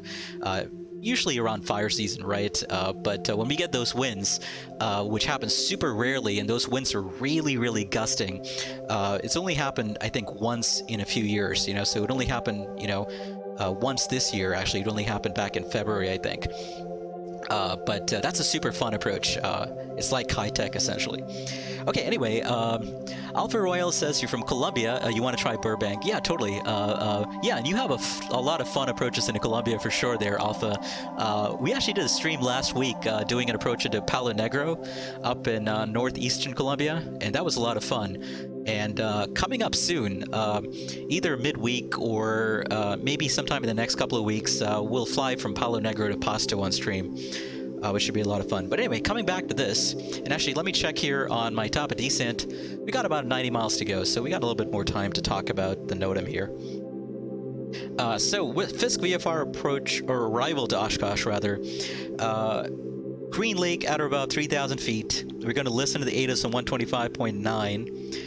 All exterior lights on, squawking, VFR, Mo Charlie, altimeter 29902, and we're monitoring Fisk approach on 120.7. And essentially, we're going to enter at least one hold over Green Lake here.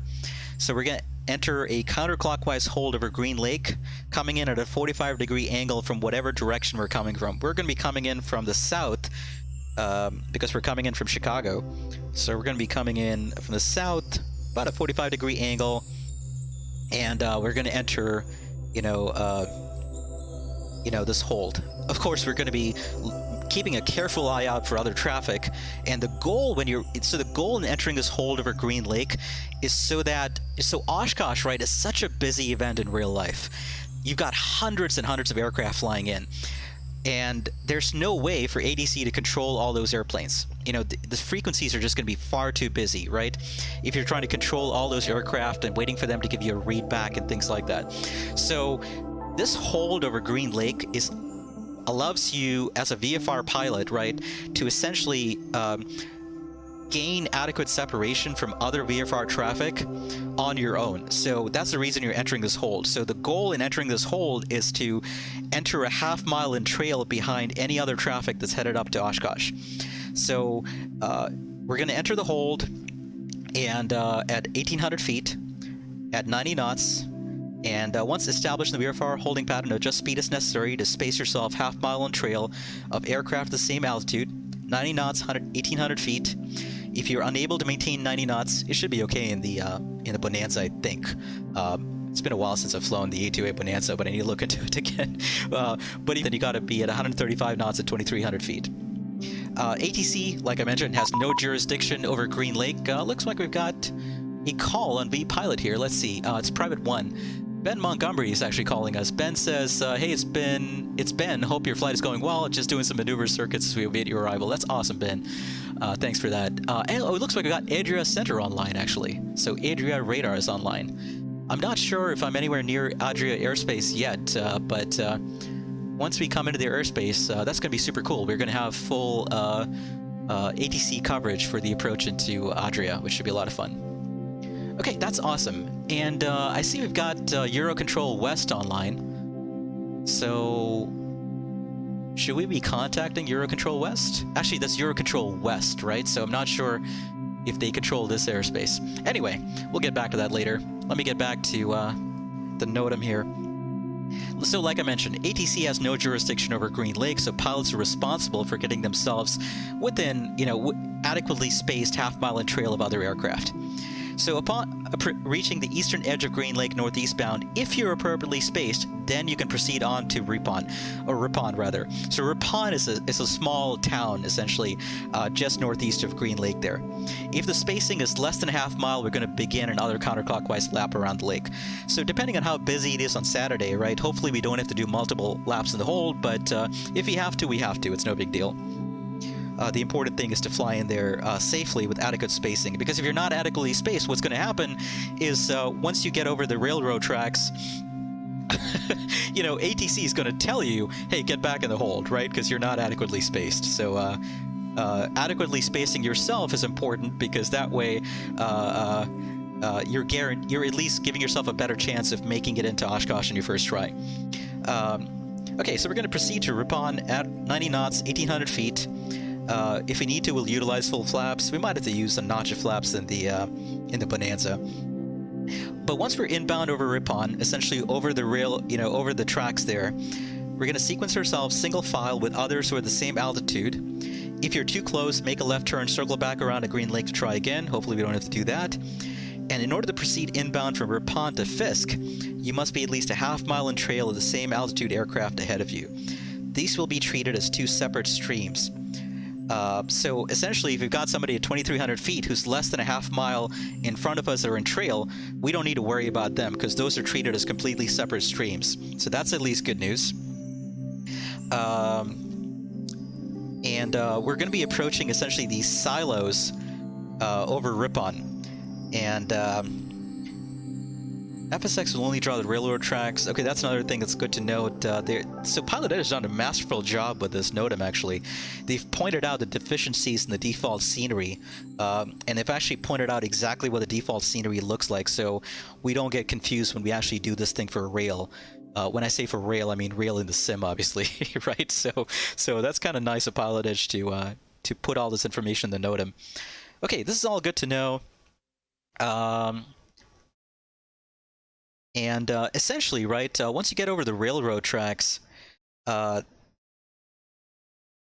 once you get a Ripon, right, ATC is going to tell you whether you want to be going over using the railroad tracks to go to Oshkosh or using the Fisk Avenue path to get to Oshkosh. This is where they diverge, right? So you have the railroad tracks and you have the Fisk Avenue transition.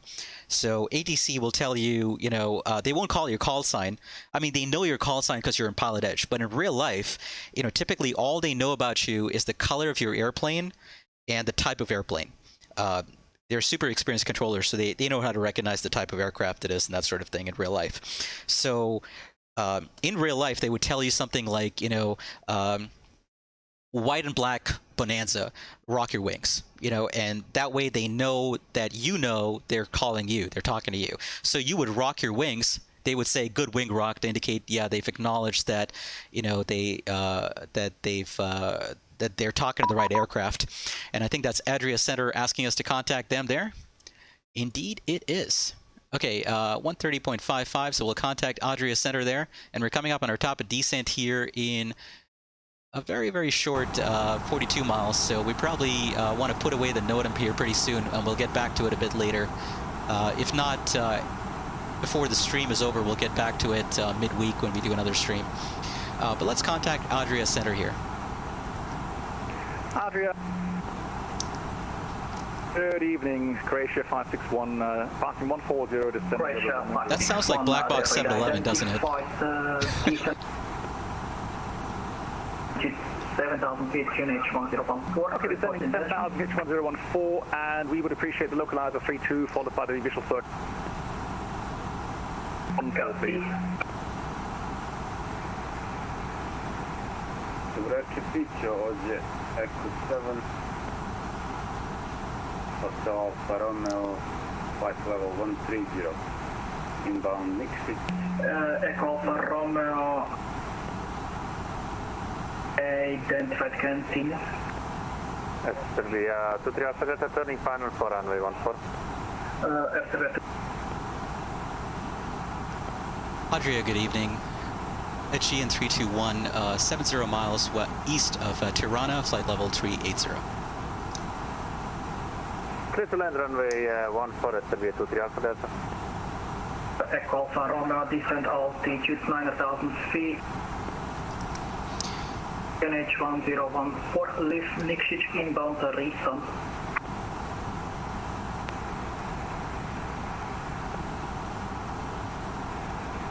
Could you please repeat the waypoint? It's kind of busy on frequencies, you can tell, so I'm not sure we'll get an word in edgewise.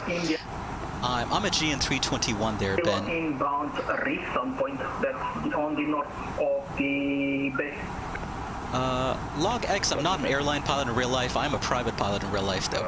So I fly primarily tailwheel aircraft and a fair amount of glider flying as well. 5347.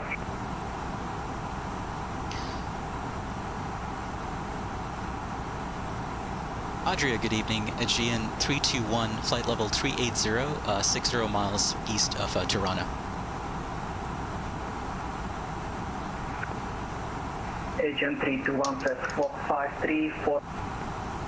Squawk 534, please say last digit again for GN 321. 321 5347 5347. 5347 at GN 321, thank you. Echo Alpha Romeo, fly heading 180. Okay, let's get the ATIS information here at... Private one, let us know when we can join the circuit again. Private one. That's Ben on frequency. Let's go ahead and put in our information here real quick. I'm not sure if I'm going to be able to get back the NOTAM with how crazy this is going to get on frequency here. Winds are calm, that's nice. Temperature is 17 and QNH is 1014. And minimum's 2040. 561. Do you have ground contact on your left? Croatia 561, copy that.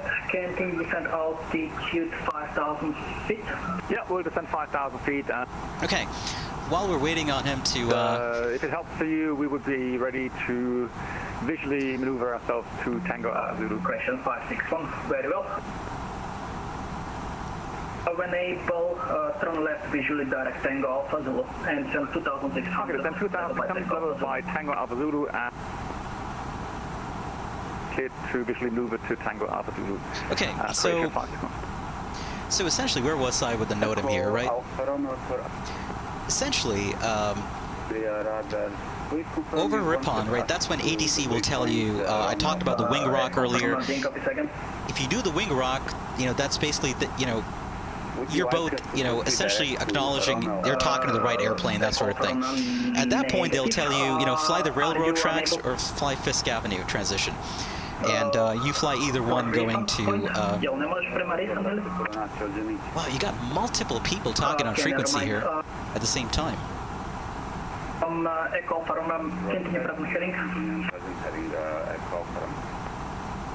I'm not sure why, but it sounds like there's a bit of a lag here, right? It sounds like there's a bit of a lag on frequency. Private one.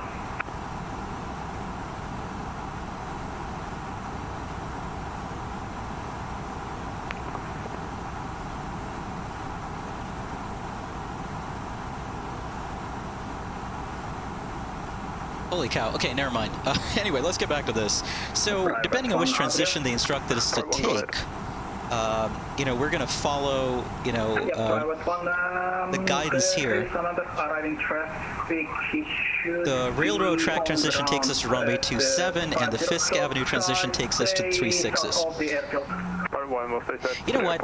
Let's go ahead, actually, for now. I'm just going to put this, I'm going to put this on hold. Because we probably won't have enough time here to go through the NOTAM and do our approach brief and everything.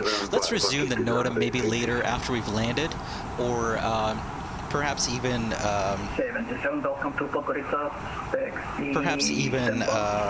midweek we'll continue discussing the NOTAM. But for now, let's kind of focus on doing our approach brief and preparing for the descent here. Adria, Aegean 321, requesting descent. Echo Alpha Romeo, turn left heading 130. Left heading 130. Croatia 561. Croatia 561, inbound to Tango Alpha Zulu. Yep, 561. Very well. By Tango Zulu, clear localizer. Tia Lodge, thanks, welcome on board. 4, report passing Tango Alpha Zulu, and be advised there is light Cessna flying off the airport. Okay, that's copied. I'll call you passing Tango Alpha Zulu, cleared for the localizer 32, visual 14, Croatia. This is crazy, they're all talking over each other. Right, 61, thank you. SRB 23 Alpha Delta, runway vacated by Bravo. SRB 23 Alpha Delta, welcome to Tivat, taxi stand 7. Taxi stand 7, and thank you for the warm welcome, SRB 23 Alpha Delta. Adria, Aegean 321, requesting descent. Aegean 321, descent, flight level 140. Flight level 140, Aegean 321, thank you. Okay, down to flight level... Flight level 140 there. Okay, open descent, down we go.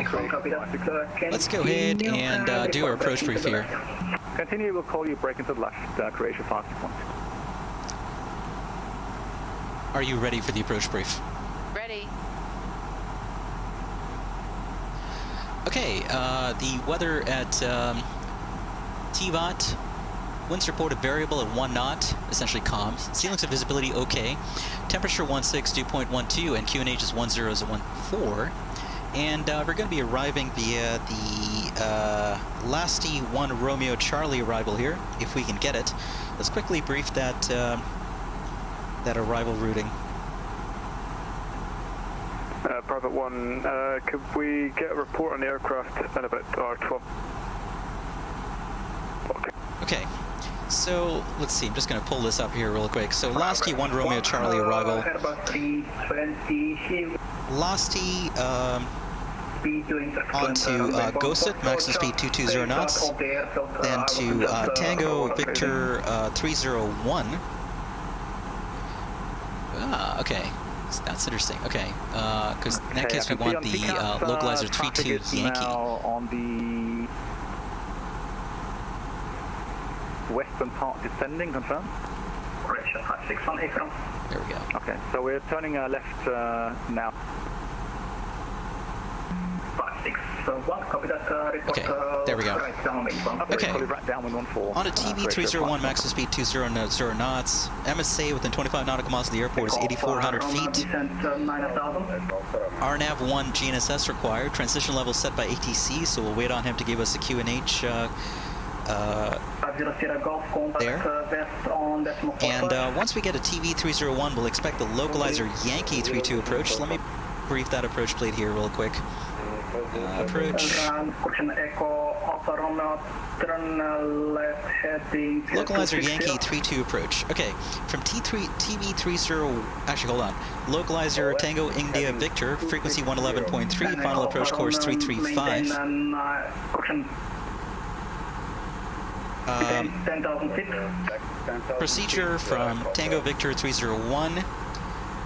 We're going to proceed direct to Taz. At Taz, we're going to intercept and join the localizer at 2,600 feet, and then we'll proceed down on a 3.2 degree glide path to our missed approach point, which is a 3DME from the localizer.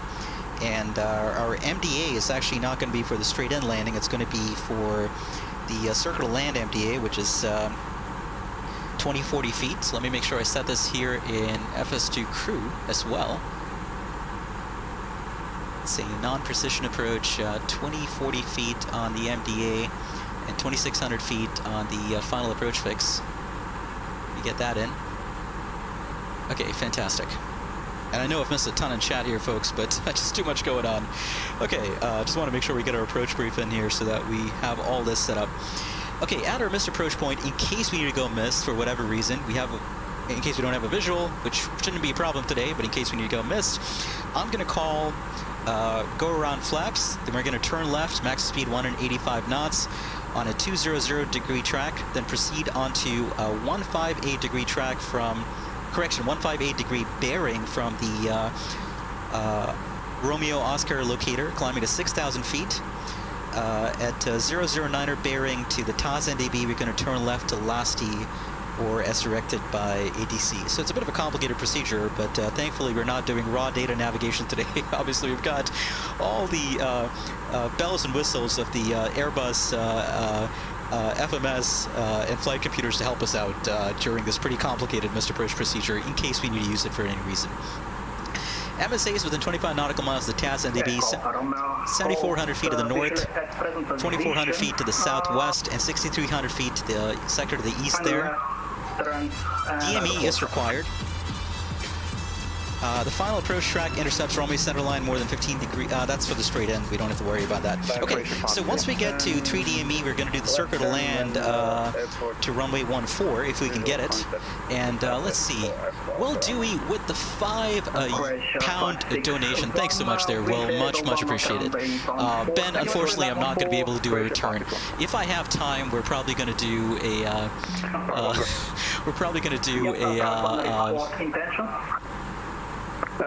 If I have time, we're probably going to do a little bit of flying in Condor, a little bit of soaring flying, but I don't have time for a return leg to Samos, unfortunately, today. I wish I did. I just don't have time today, unfortunately. But Will, thank you so much again for the donation, and I know I've missed a ton in chat here, folks, but I'm going to try and catch up once we're done with our approach briefing. Okay, so here's what we're going to do. Once we get at 3DME, at 2,040 feet, we're going to turn left on a 296 degree track to this waypoint here, which we put into our secondary flight plan earlier, using the awesome recommendation that Alpha Royale gave us earlier. And at D3.0, we're going to turn right for about 1.5 miles on a 315 track to this waypoint here, 4.0D, D4.0. I'm guessing it's based off the distance from the either the TAS NDB or something. I don't know what it's based off of. It doesn't say.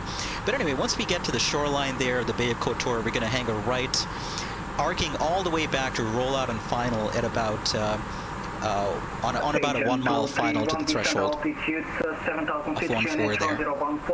And Cat D aircraft have their turn limited to maximum 185 knots.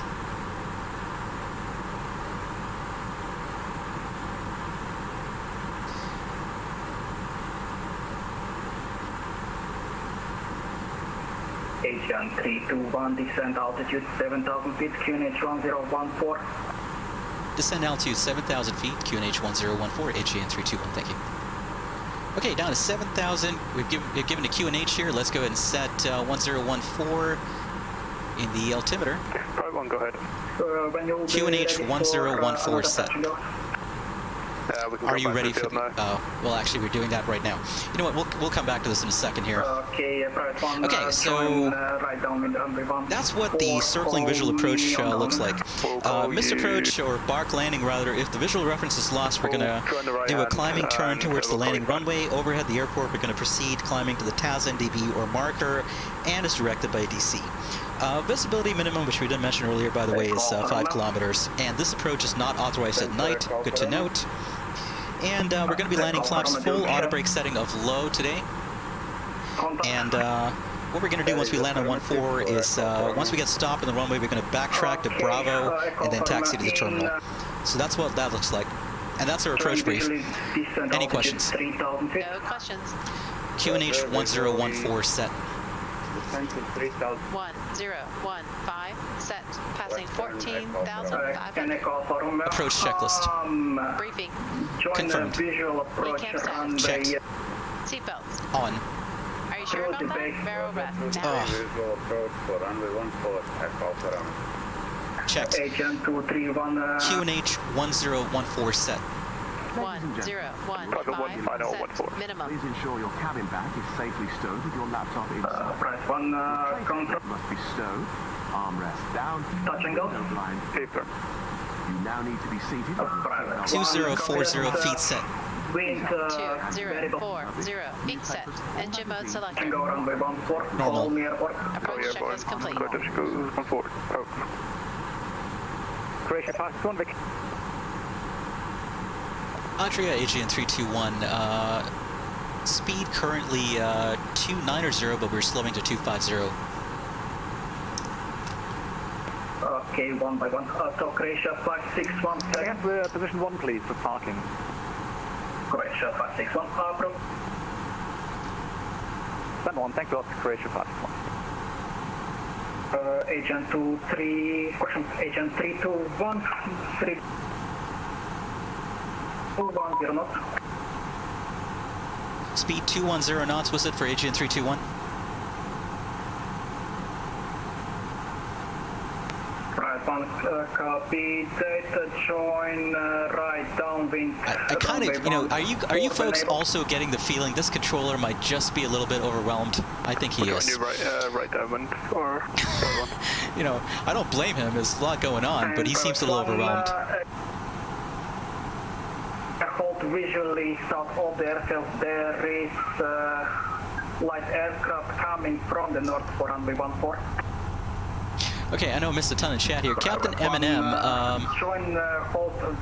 says the distance is based on the Tivat DME. I didn't know there was an ILS approach available there, Captain M&M. Log X, yeah, it's unfortunate. The AI first officer is a little annoying. Lokestar says you hate when FS2 crew does that to you, so it's discouraging. Yeah, totally. The first officer was FS2 crew there, Log X. And we'll do it, yeah, it's super hectic for sure. It's just crazy. Log X says, in one of my videos, I was talking about the flight route from Dubai to Manila, and you stated Pakistan. My pronunciation was on point. Yeah, so, well, you know, I've had the one second, I've got to turn off my iPad here. I don't need that showing anymore. Or turn off the iPad display on the screen, rather. Hold south of the airfield, agriculture. Romeo. Then, for Echo Romeo. Echo Romeo, be advised, Guys, I'm going to be honest here. If this doesn't get less crazy, I'm just going to disconnect from VATSIM, because there's no point in doing a stream where, you know, it's just crazy and you can barely understand what they're saying, they can barely understand what you're saying, and you have a bunch of people just doing a bunch of things. So continue visual approach 1-4. Just continuing approach, visual 1-4. if this keeps being crazy, I'm just going to disconnect. So we'll see what it looks like once we get closer. All right, but yeah, so LogX, yeah, so without giving away kind of, you know, my experiences in life and what I do and that sort of thing, yeah, so that is the right way to pronounce Pakistan for sure, though. A lot of people stateside tend to pronounce it Pakistan, which I don't like at all. Was that one orbit over LASTI for AGN 321? Agent 321, join the hold over LASTI. I will call you shortly. Join the hold over LASTI, AGN 321, thank you. Okay, we're doing a hold over LASTI. Let's go ahead and make sure we set everything up here correctly. Inbound on the hold is 040. Right turns in the hold. Let's go ahead and time, let's say 1 minute legs. Temporary insert, please. And we're going to hold at LASTI.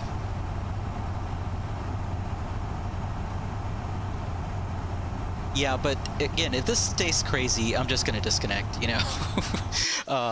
The whole point of flying in here was to do a fun kind of visual approach.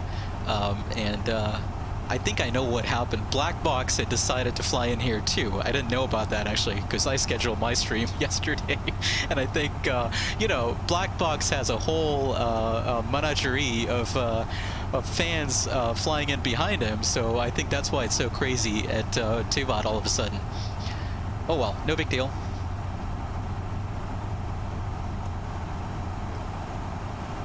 Okay, let me catch up on chat here. But yeah, LogX, so, you know, a lot of Americans tend to mispronounce names in the Middle East especially. I just can't stand it. AGN 321 is planning on a hold at LASTI as requested. 321 negative. What is your... For landing, wind variable 1 knot, so I can give you 32 or 14. Oh, okay, gotcha. Sorry about that. AGN 321, I'd like to request the localizer Yankee 32 with the circling visual 14, please. Thank you. 321. Break. Austrian 2128 contact Asia West on decimal 45. See, this is sometimes why VATSIM can get annoying, right? Because the appropriate phraseology there, which Pilot Edge would have, you know, any real-world controller or Pilot Edge for that matter would have done correctly, they wouldn't have said say intentions. Say intentions is a way for a controller to say they don't understand what the fuck you're doing. And I'm sorry, I didn't mean to swear there. I never use the F word on channel. I think you guys know that. But it's annoying, you know.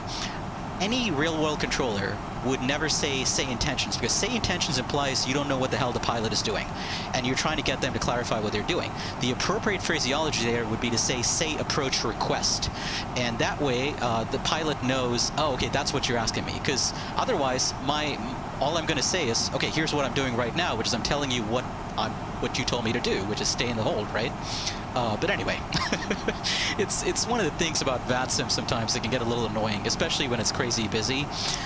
Say intentions is not the same thing as say approach request, which is kind of a pet peeve of mine, which is why I love Pilot Edge, right? We give Pilot Edge controllers grief because they always give a shit about proper phraseology. This is an example of where proper phraseology saves a lot of time. So anyway, let's forget about that. Let's see. Boki was saying you have to backtrack to Alpha. Bravo is only enter the runway from the stance. Gotcha, Boki. Gotcha. Okay. Welcome to Tivat Taxi Golf 1. James 2, welcome back. Golf 1 for Captain M&M, were you asking how do I activate the secondary flight plan? It's pretty straightforward. You just go to secondary flight plan and we were always going to be doing Turkish. You should be asking us our intentions. And I think you just Right, once GIKAS second. Wait a minute. There's a way to activate the secondary flight plan right there, if I remember correctly. What we're doing one copy that wind variable 1 of the runway 14 clear touch. Let's see, what did I miss here? Good, let's go. Too much going on, folks, sorry. AGN 321, leave hold now, and descend off. Leave hold now and descend altitude. Say again, you cut out before you said the altitude. AGN 321. Call me Tango Alpha Zulu.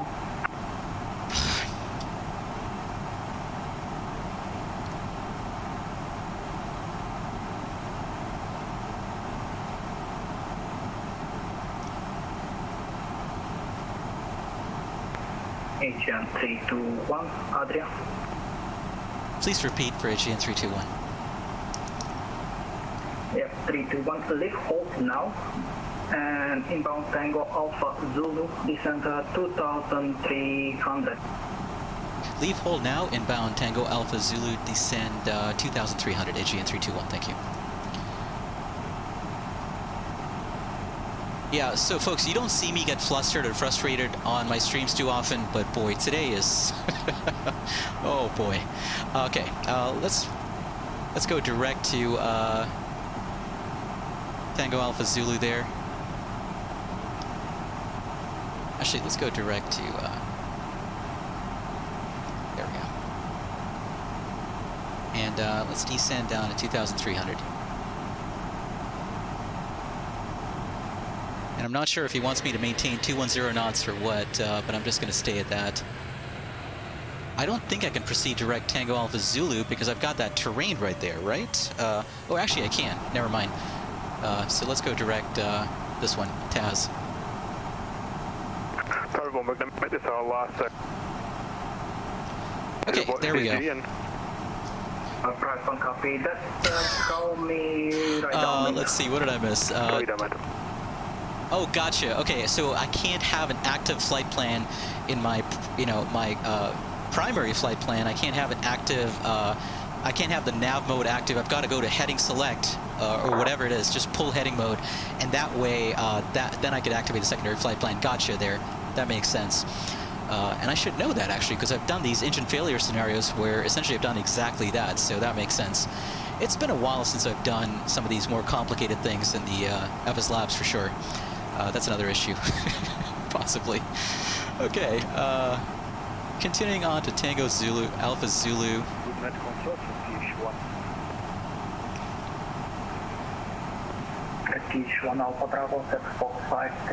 Okay, Ben, yeah, totally. It's getting confusing. Will Dewey says, catch up on chat doesn't quite cut it for how much you've missed. Did I just hear a rude word? Yes, totally there, Will. Sorry about that. I do swear in real life. I warned you guys. I have a reputation for swearing a lot in real life, actually.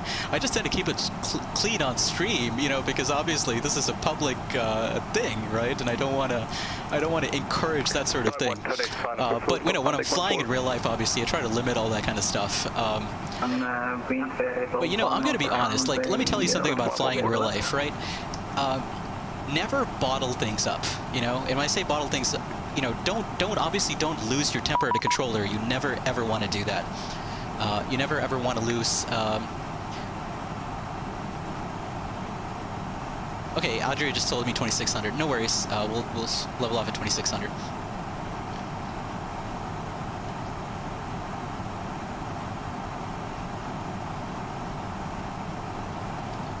One second, I'm just responding to a private message from the controller here regarding the altitude at Taz, because he was letting me know he got it 2300 instead of 2600, so it's 2600.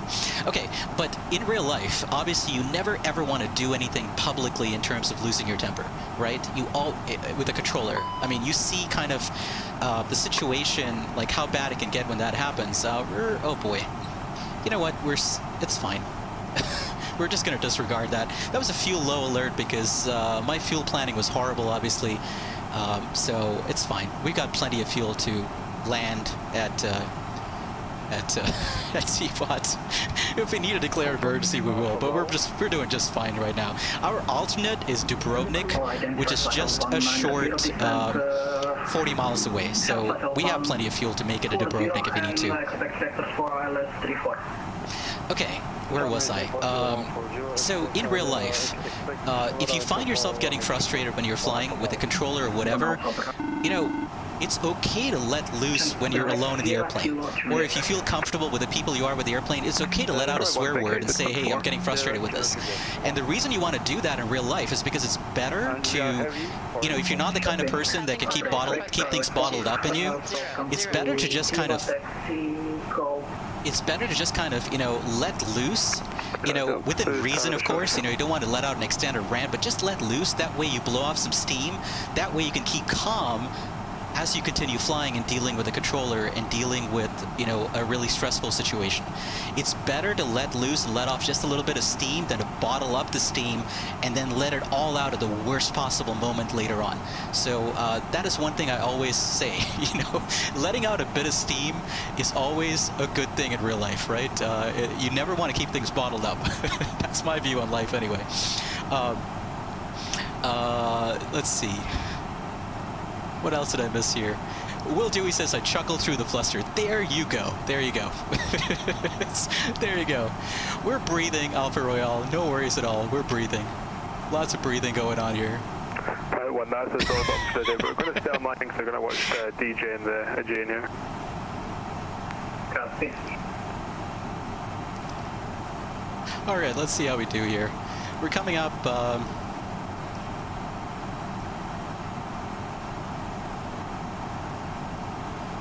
Adria, Aegean 321, have you been cleared the localizer approach at TAS?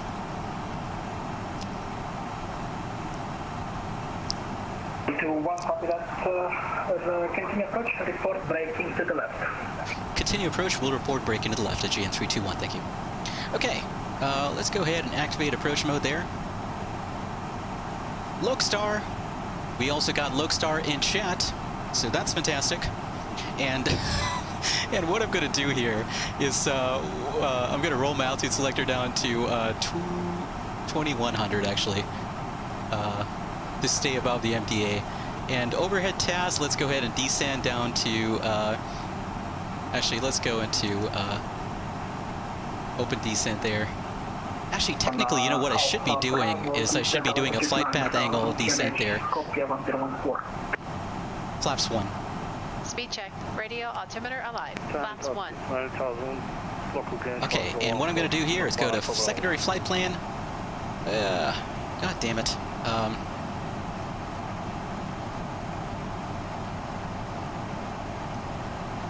And why can't I activate the secondary flight plan?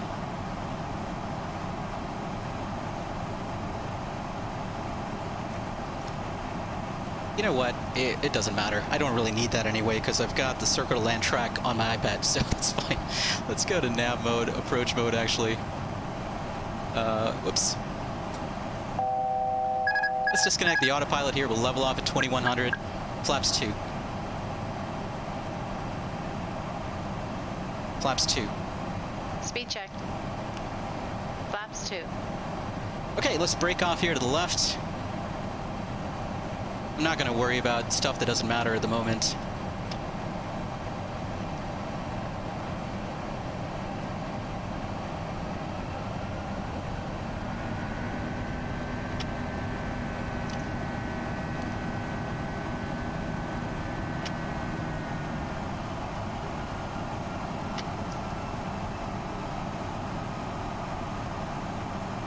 No pressure, DJ. It's all good. Okay, flight director's off, bird on.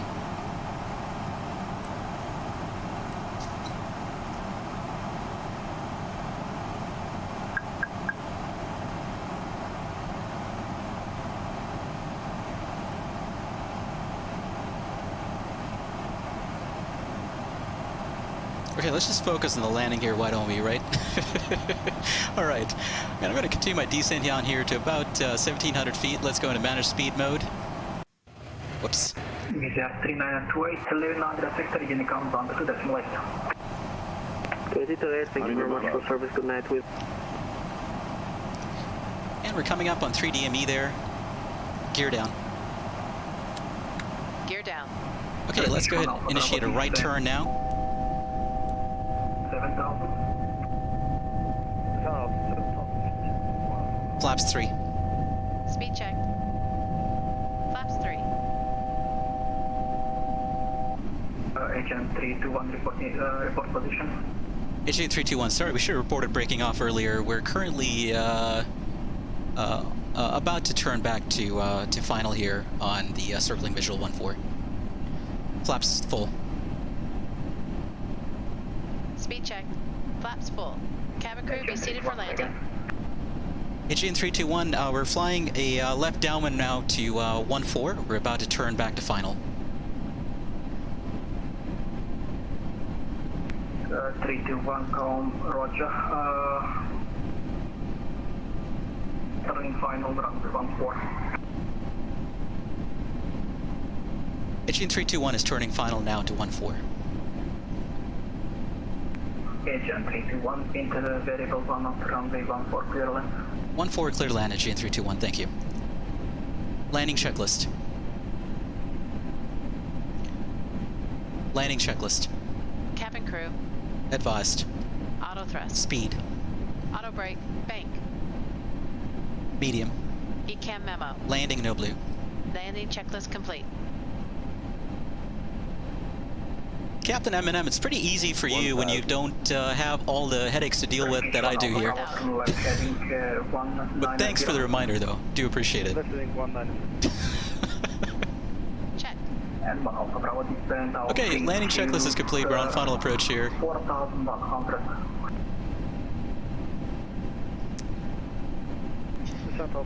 And we cut it in a bit too much there on the turn to final.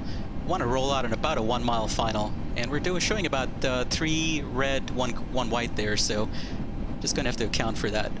Holy cow. So I'm gonna talk a bit more about kind of the way things went here once we're on the ground, because I am not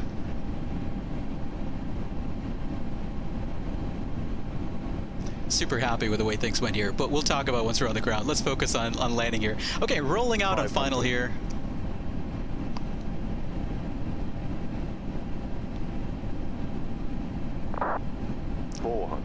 Nice rollout on final, below 500 feet.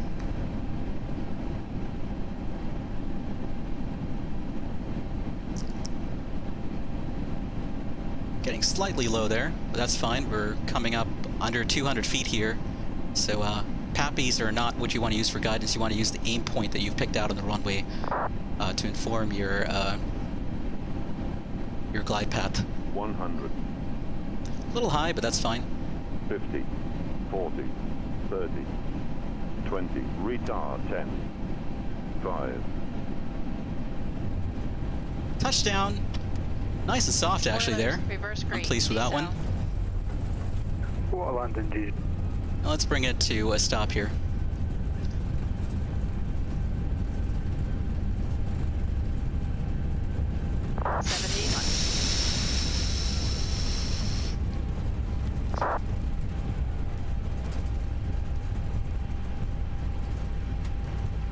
Okay, and this is the point at which we stop using FS2 crew, and let's go ahead and backtrack here. Speed bake disagree. Why is that an issue? Ladies and gentlemen, the cabin crew will shortly be leaving their seats to perform. Not quite sure what's going on there, but we'll deal with it once we have an opportunity to. Until the fasten seatbelt sign has been switched off. Portable electronic devices for messaging, calls, or internet access may now be used. Please make sure that you take all your personal belongings with you, checking in the seat pockets. Okay, not quite sure what's going on there. Overhead lockers. Do take care when opening the lockers in case anything falls out.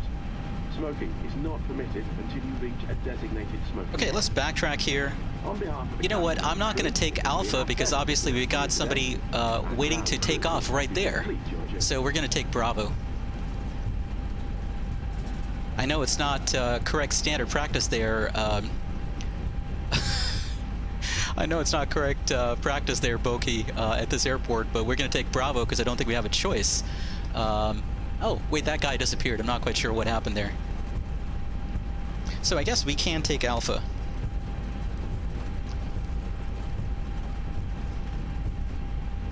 James, too, thanks for hanging out with us. We'll catch you later for sure. Take care there.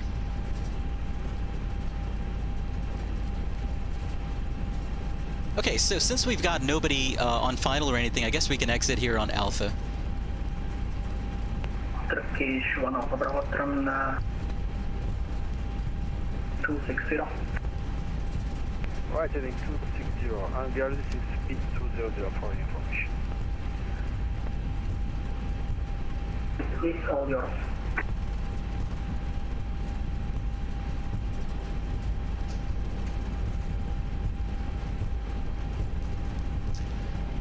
Disappearing planes are a common thing in Montenegro, says Boki. That's pretty funny. Is this like the Bermuda Triangle of Eastern Europe? Is that what this is? Is the Bay of Kotor? Come after stand 3. Will do. Adria GN321, we've vacated the runway on Alpha at Tivat. Thank you for the great ADC. You have a great night. Thanks for that to Tivat. Yes, again, taxi, stand up for trace. Thank you. Okay. All right. Stand 3 is what Ben was recommending, so that's what we'll aim for. And boy, these stands are tricky. You know, I've got to remember exactly how to do this. There's stand 3, 5, 4, 3, so we'll taxi to number 3 there. The only question is, how do I do this? You know what, I'm gonna do 4 here just because I'm not sure I'll be able to guarantee enough clearance with that gentleman there. I'm pretty sure that's Ben, but I'm not sure I'm gonna be able to guarantee enough clearance. So we'll do number 4 here. This is a beautiful scenery from Digital Design for sure though. Just love the scenery. One of my top favorite sceneries for Prepared. It looks almost as good as the new Microsoft Flight Simulator, to be honest. I mean, obviously not the atmospherics, right? But the scenery has nothing to do with the sky and the water textures and things like that. Okay, that's good enough. We'll stop here for now. I'm going to set the parking brake, but this scenery is so good. It almost looks like it could be straight out of the new Microsoft Flight Simulator. At least the parts of it that have photoreal coverage. It's so good. Okay, I am going to disconnect from VATSIM here, folks. I'm done with VATSIM. Can't deal with VATSIM anymore right now. So I'm disconnecting from VATSIM. And we'll check out some replays of that landing and all that kind of fun jazz, of course. And I'll catch up on chat, because I know I've missed a ton here, folks. I know I've missed far too much, and I do apologize for that. Let's go ahead and do some replays here. Holy cow. Okay, that was crazy. All right, I mentioned I wanted to say something when we landed. Okay, 2 things about that whole sequence of events. Number 1, the biggest person at fault here was me. You want to know why? Because, you know, we've talked about personal minimums on stream before. So I'm a real-world pilot, right? And I've always talked about personal minimums. And when you set your personal minimums, if you feel like your personal minimums are being exceeded, stop. Just stop, right? So what did I say right before we started the approach? I said if it gets too crazy on VATSIM, I'm going to disconnect. And it got too crazy on VATSIM. I should have disconnected. I didn't. And that was my fault. You know, I should have disconnected because at that point, the workload was getting far too intense for everything to go the way it needed to go. The one thing I will say, though, is that this controller, I kind of felt like he wasn't... you know, the first most important thing a controller needs to understand, right, is the aviate, navigate, communicate rule. And I felt like he was sort of making things far too difficult with the constant requests for, you know, with things like say intentions. You know, that's not proper phraseology if you know what I'm doing and you just want to find out my approach request. Not to harp on the controller. I mean, you know, VATSIM controllers are awesome, and this controller was awesome. I'm sure he was just overloaded with far too much going on, you know, with that entire sequence of aircraft coming into fly, or coming into land here. Let me resume the replay here. But, you know, he could have done things to make things a bit easier on himself and the pilots, right? So, for instance, I made the mistake of not reporting when I broke off to the left because things got far too intense, and I didn't get the waypoints showing on my flight plan or my map page the way I wanted it to, and so I got distracted and I didn't report breaking off to the left. But when I reported that I was on base or on downwind about to start my final, or my turn back to final, you know, that should have been good enough for the controller. You know, he didn't have to say report when on report turning to final, because obviously I'm turning the final in the next couple of seconds. But anyway, it is what it is. It's just part of the charms of flying on VATSIM, I guess. But thank you all for putting up with it, I guess. It is what it is. All right, let's see. What else did I miss here? I missed a ton in chat.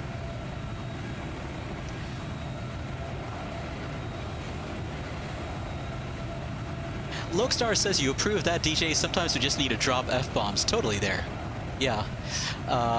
Yeah. Alpha Royale, there's no need to be rude, you know? Don't make comments like good luck and don't F it up. That's not a comment you want to be putting in stream and you're talking to somebody who's streaming. You know, that is not an okay comment, man. I don't know why you would think it's okay to write a comment like that. Ben Montgomery says 53 minutes of hand flying. You're parked on stand 3 next to me. Yeah, Ben, I wish I'd been here to catch your pattern work. It's too bad I missed that. It's too bad I missed that. Stuart Rafferty, welcome on board, first of all. Stuart Rafferty was saying, see, we got a freeware Concorde now for version 4 or 5. I haven't heard of that. What is that about, out of curiosity? Ben Montgomery, can't pronounce things all of a sudden, was saying, come on Unicom after, we can have a chat if that's okay. Yeah, Ben, I can sign back onto VATSIM and hop on Unicom if you want me to. No problem at all there. Yeah, this scenery is pretty cool for sure. Okay, let's see how we did here. I am dying to see what this landing looked like. It wasn't a greaser, you know, it was an okay landing. I didn't feel like it was a greaser.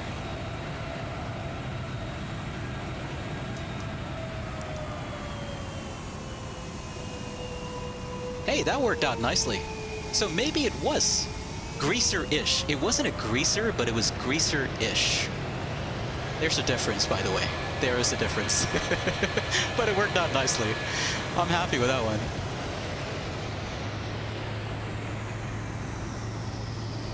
I was a little aggressive on the flare, but it wasn't too bad, all things considered. Okay, let's see. I want to back up here just a little bit.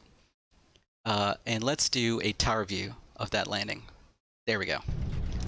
This is always fun to watch. And we'll do a Ving view as well later, of course. Let's see, what else did I miss here? Thank you for the nice words on the landing itself, folks. Much appreciated. Arthur Logier was saying, first of all, Arthur, welcome on board. Hope you're doing well. Arthur was saying, looking forward to see me fly in FS 2020. Aren't we all looking forward to flying in FS 2020?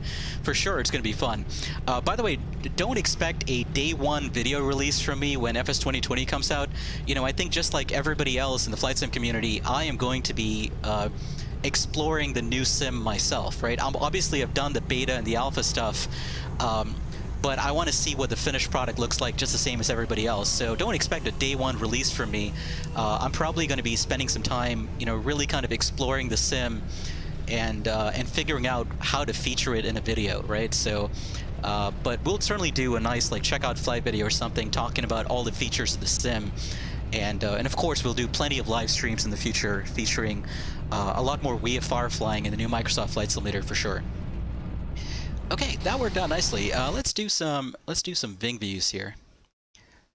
We'll do a couple of Ving views, and then we'll do let's bring it back to about there. We'll do a couple of Ving views, and then we'll do a belly view as well. Oops. There we go. That's better. Okay, we'll do a belly view with, you know, behind the landing gear and look at that as well. Let's see, what else did I miss here? Ben was saying he made it very hard for himself and he kept asking for intentions. Yeah, you know, well, again, maybe I'm being a bit too hard, right? Because it was a bit intense, and also the fact that you're streaming makes things a bit more intense, right? So maybe I was a little too hard on him, but and maybe a bit too hard on myself as well in terms of my criticisms of kind of, you know, of everything that went down. But you know, it is what it is with VATSIM, right? It's not pay for use, you know, it's free, and I think we all we have to appreciate that at least, I guess. You know, it is completely free, and for that you get some pretty nice service. By the way, you know, no matter how it goes down with controllers on VATSIM, he was still a pretty nice guy. You know, one of the things, because, you know, one of the things you'll realize, being a pilot from the US, just flying on VATSIM between the US and Europe, you'll notice there's a huge difference between how controllers react to things. This guy was actually a really, really nice controller, you know, because he could have yelled at me. You know, he could have been a real asshole if he wanted to. He chose not to, and that is something I commend and appreciate a lot. He could have been a real jerk if he wanted to. He chose not to be. You go to the US and sometimes you'll run into some kids, you know, you'll tell they're kids because they talk in kids' voices. And if you do something like I did, you know, like not report when you're breaking off, you know, I would probably have gotten yelled at on VATSIM by some kid who's probably never flown an airplane in real life and doesn't know the first thing about flying. In the US. So that's the difference between, and even in the UK, you know, they're like, some of the VATSIM controllers in the UK are not exactly, you know, the friendliest or most understanding. This guy was actually super understanding and super nice. Could things have gone a bit better? Absolutely, but he was awesome. I really liked his attitude, you know, in terms of the way he was handling things. He still stayed calm. He was not a jerk, and that's the most important thing to me, you know, I think. Because if you did, you know, if you had the same sort of thing in the US, on VAT USA, I think the outcome might have been different. You know, I think there would have been some yelling and inappropriate behavior. Everything on stream was, you know, today was legit. You know, it was not angry, it was not inappropriate. It was just, you know, kept on the level and kept friendly and respectful. And that's all very, very important because we're doing this as a hobby, right? We're not doing this to deal with the same headaches we deal in everyday life, right? So kudos to that controller for keeping things calm, at least, even if things didn't go the best in terms of, you know, easing of the workload and things like that. Okay, I'm gonna do one final, actually a couple of final replays here before we call it an evening. What did I want to do? Oh yeah, I wanted to go to this view, so that way we can see what this actually looked like. And oh no, we've got the PTU sound going. I hope that doesn't come back. By the way, I extended my gear a long time back. I don't know why it's coming down now, but it is what it is. Oh, go. We're hearing the sound of the PTU there. That's an artifact of the replay system with FSLabs. It doesn't play well together. But look at the scenery. It's so beautiful. You got the waterfront here, the marina. This just looks gorgeous, doesn't it? Let's see. What else did I miss here? Alpha Royale, no worries. It's all good. Just, you know, yeah, it's all good. Ben Montgomery was saying, perfect, looking forward to it. Yeah, Ben, I'm gonna hop back on vPilot here in a second after we do this last replay, and then we'll continue. Theo Lodge says MFS. Yes, actually, thanks for clarifying that, Theo Lodge. Yeah, the official name for the new Microsoft Flight Simulator is not Flight Simulator 2020. It's just Microsoft Flight Simulator, right? So that is a good point, for sure. For sure. Boki says, hoping that MS 2020 won't lag like V5 does. I think it's going to be a lot more optimized, Boki. Although, I got to tell you, you know, just like with every, you know, settings are completely. Let's see how this looked. Ooh, okay. Again, it wasn't a greaser, but it was greaser-ish in my view. Maybe I'm just being too critical, but it wasn't a bad landing at all. Although I had a really hard time keeping the nose wheel right on center line there, which not a good thing when you don't have any winds at all. Okay. Ooh, this might be a nice view to do a replay in. 1 second. Let's just look at that touchdown in this view.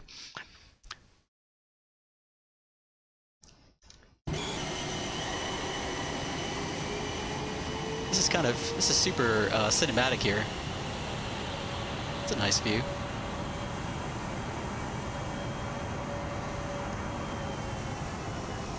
All right. Yeah, it kind of dropped the last half a foot or so. And that's what I meant when I said it wasn't a greaser.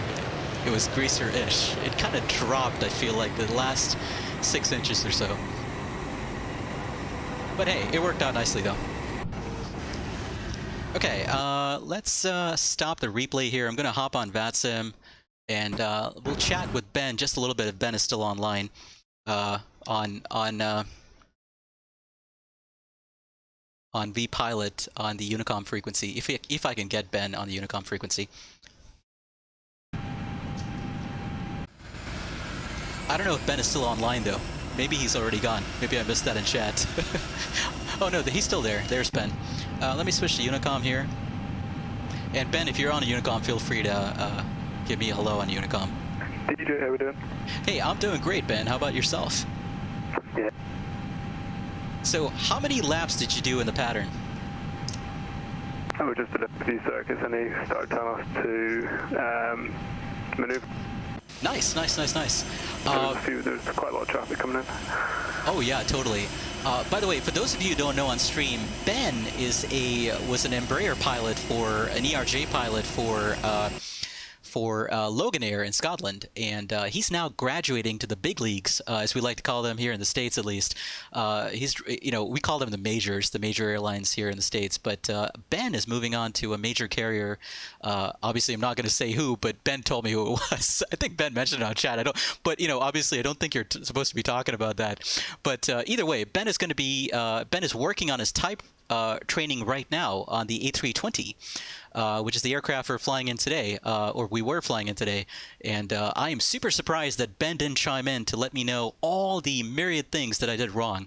But it's super cool because Ben is currently working on his type rating on the A320 and is going to be flying the A320 in just a few short, is it days or weeks, Ben, before you start on the line itself and start flying the A320. And by the way, there's probably going to be a bit of a lag there between when I ask the question and when Ben hears it and responds. Just as you asked there about the timing, it's going to be a couple of what, Ben? Is it a couple of weeks? A couple of weeks, maybe not a couple, it's going to be like 6 or 7.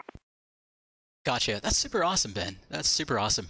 Yeah, I think we all wish you the best for sure with that. And thanks for flying along with us, even though we didn't get to see the landing. But it was super fun for sure. Yeah, it was fantastic. I'll try and get in as soon as possible. I don't know when I'm next be about, but I'll definitely be about for the streams. Don't know when I'll next be online with VATSIM. Awesome. When are you planning on streaming next?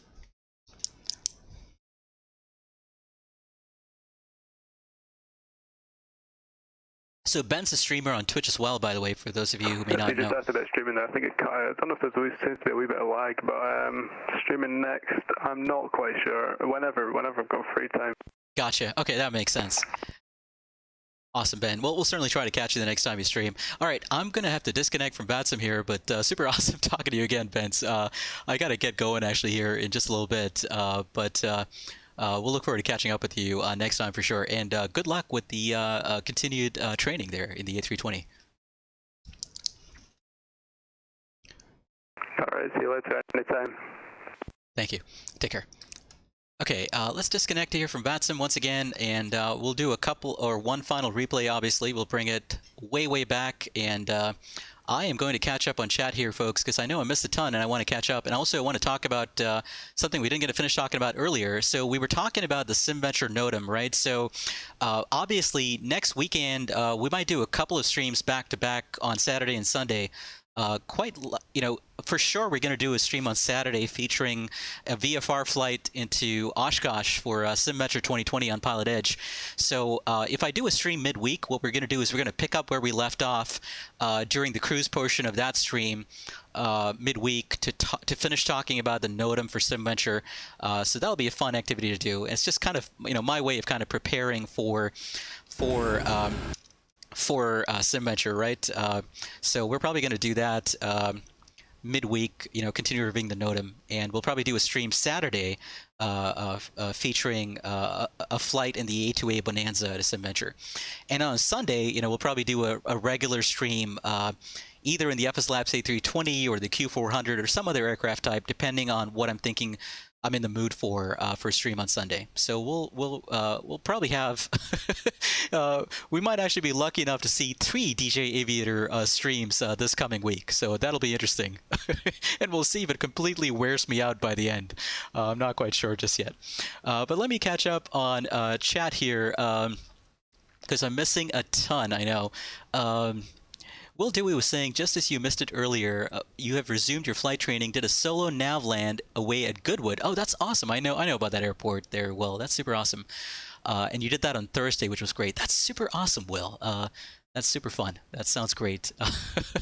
And Log X was laughing about the kids' voices thing. I'm sorry, listen, don't take it the wrong way. I am all for, younger people on VATSIM, right? It's super awesome that a network like VATSIM can help introduce young people, especially, very, very young people, like people who are in their early teens, to, flying and help them, think about, aspects of flying that don't really get talked about at their age, right? Which is communications, things like that. That's super cool. That being said, there's nothing more annoying or grating to some of us older pilots than when you get a kid's voice on VATSIM who acts like they're a know-it-all. Because you're like, no, dude, you don't know anything, or you may know some things, but you don't know everything, so don't act like you know everything. That can be a little grating.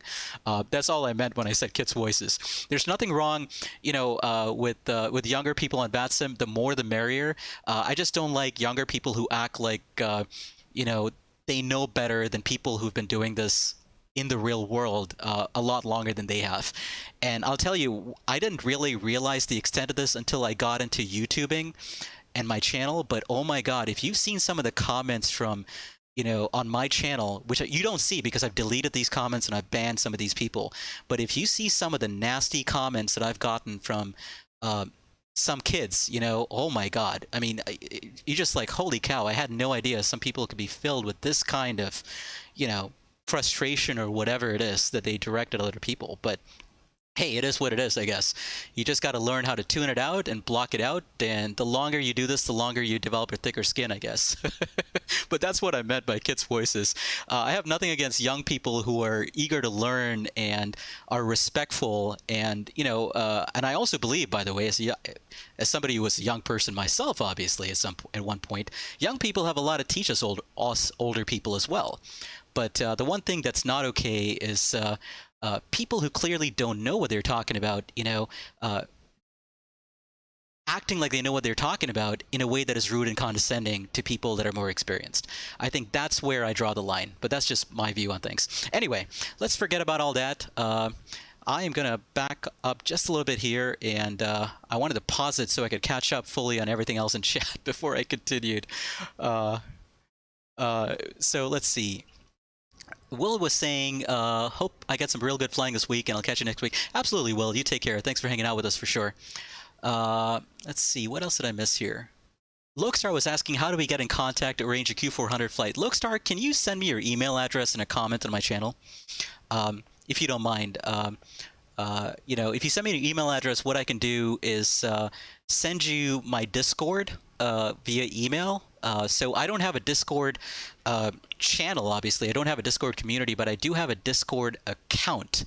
And what I could probably do is somehow set things up that way so that we can talk via Discord while we're doing a shared cockpit. Because I haven't done the shared cockpit myself in the Q400, but that's one way we could potentially do that. So we'll figure that out. Okay. Boki was saying when you pass the last shipyard, the next house is your cousin's. That's awesome, Boki. I'm going to keep an eye out for that during the last replay for sure, or the next time I fly in here. That's super awesome. And thanks for hanging out with us today, Boki. It's nice to have somebody with some local familiarity with this area to chime in every once in a while and let us know about interesting things about this part of the world for sure. It is a truly beautiful part of the world. I was reading up on the Bay of Kotor, right? It's got a lot of historical significance, it looks like. The Bay of Kotor is this beautiful bay here that you see between the mountains and just to the north of the airport there. But just a beautiful part of the world with a lot of history and things like that. Beautiful, beautiful part of the world. Nicholas Gog was saying, hello, a little late. Hey, thanks, Nicholas. Much appreciated. Thanks for hanging out with us for sure. Welcome on board. welcome to hang out with us anytime. Let's see. Mitchell Hartog was asking, what sky textures do I use? Mitchell, I've got Rex Skyforce, so those are the sky textures that I use.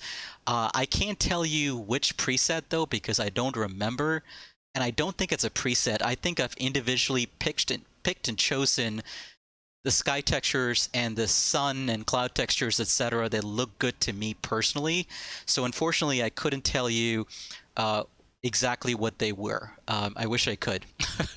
But it's Rex Skyforce. That's the program that I use for my sky textures. And I'm hoping to God, once the new Microsoft Flight Simulator is out, that I never have to, use that stuff ever again. All right. Boki was saying right at the airport behind the hill is Kotor Bay. Pretty cool there, Boki. That's super awesome. Awesome. Okay, let me get some replay music going on in the background here. And we'll call it an afternoon here, folks. Like I said, I'm going to try and stream once again midweek if I can. Probably in the Learjet 35 or Falcon 50 from FlySimware. But hopefully we'll catch you sometime midweek. Let's go into cinematic shots there. Hopefully we'll catch you sometime midweek. And for sure, we'll do SimVenture 2020 on Saturday, July the 25th. That'll be a ton of fun in the A2 Bonanza. Back to some VFR focused streams, which will be a ton of fun. And then, if I'm in the mood and my schedule works out for it and everything, we'll probably do another stream on Sunday. Not quite sure what exactly, but as always, we'll try to make it fun and interesting as much as we can for those of you fine folks that want to spend a little bit of your afternoon hanging out with us from wherever in the world you're joining in. Okay, folks, I am going to go ahead and call it an afternoon here. It's been kind of a long day so far. It's been a long stream, and with the pandemic raging and everything that's going on in the world, of course, I do hope all of you stay safe, you stay healthy. Thank you so much for hanging out today. It was super fun for sure. Despite everything going the way it did, it's always fun. And even when it's not so much fun, you're always learning as much as you can, right? So that's the important thing. So hopefully you had a good time. Hopefully you saw something you enjoyed and liked today. And hopefully we get to catch you again next time. You all stay safe, you all stay healthy. Michael Hartog, Lokestar, I'll certainly reach out to you via that email that you just gave me. Thank you. Ben Montgomery, you as well. Thank you so much for flying, joining in. Boki, thanks for trying to fly along with us. That was super fun for sure. LogX, thanks to you as well. Let's see, who else do we miss here? Mitchell Hartog, David Dempster, Will Dewey, Marcus M., Theo Lodge, Alpha Royale, all of you fine folks, anybody that I missed, thanks for hanging out with us today. It was super fun. We'll look forward to catching you, hopefully midweek or next weekend. Y'all take care. We'll catch you later. Bye-bye.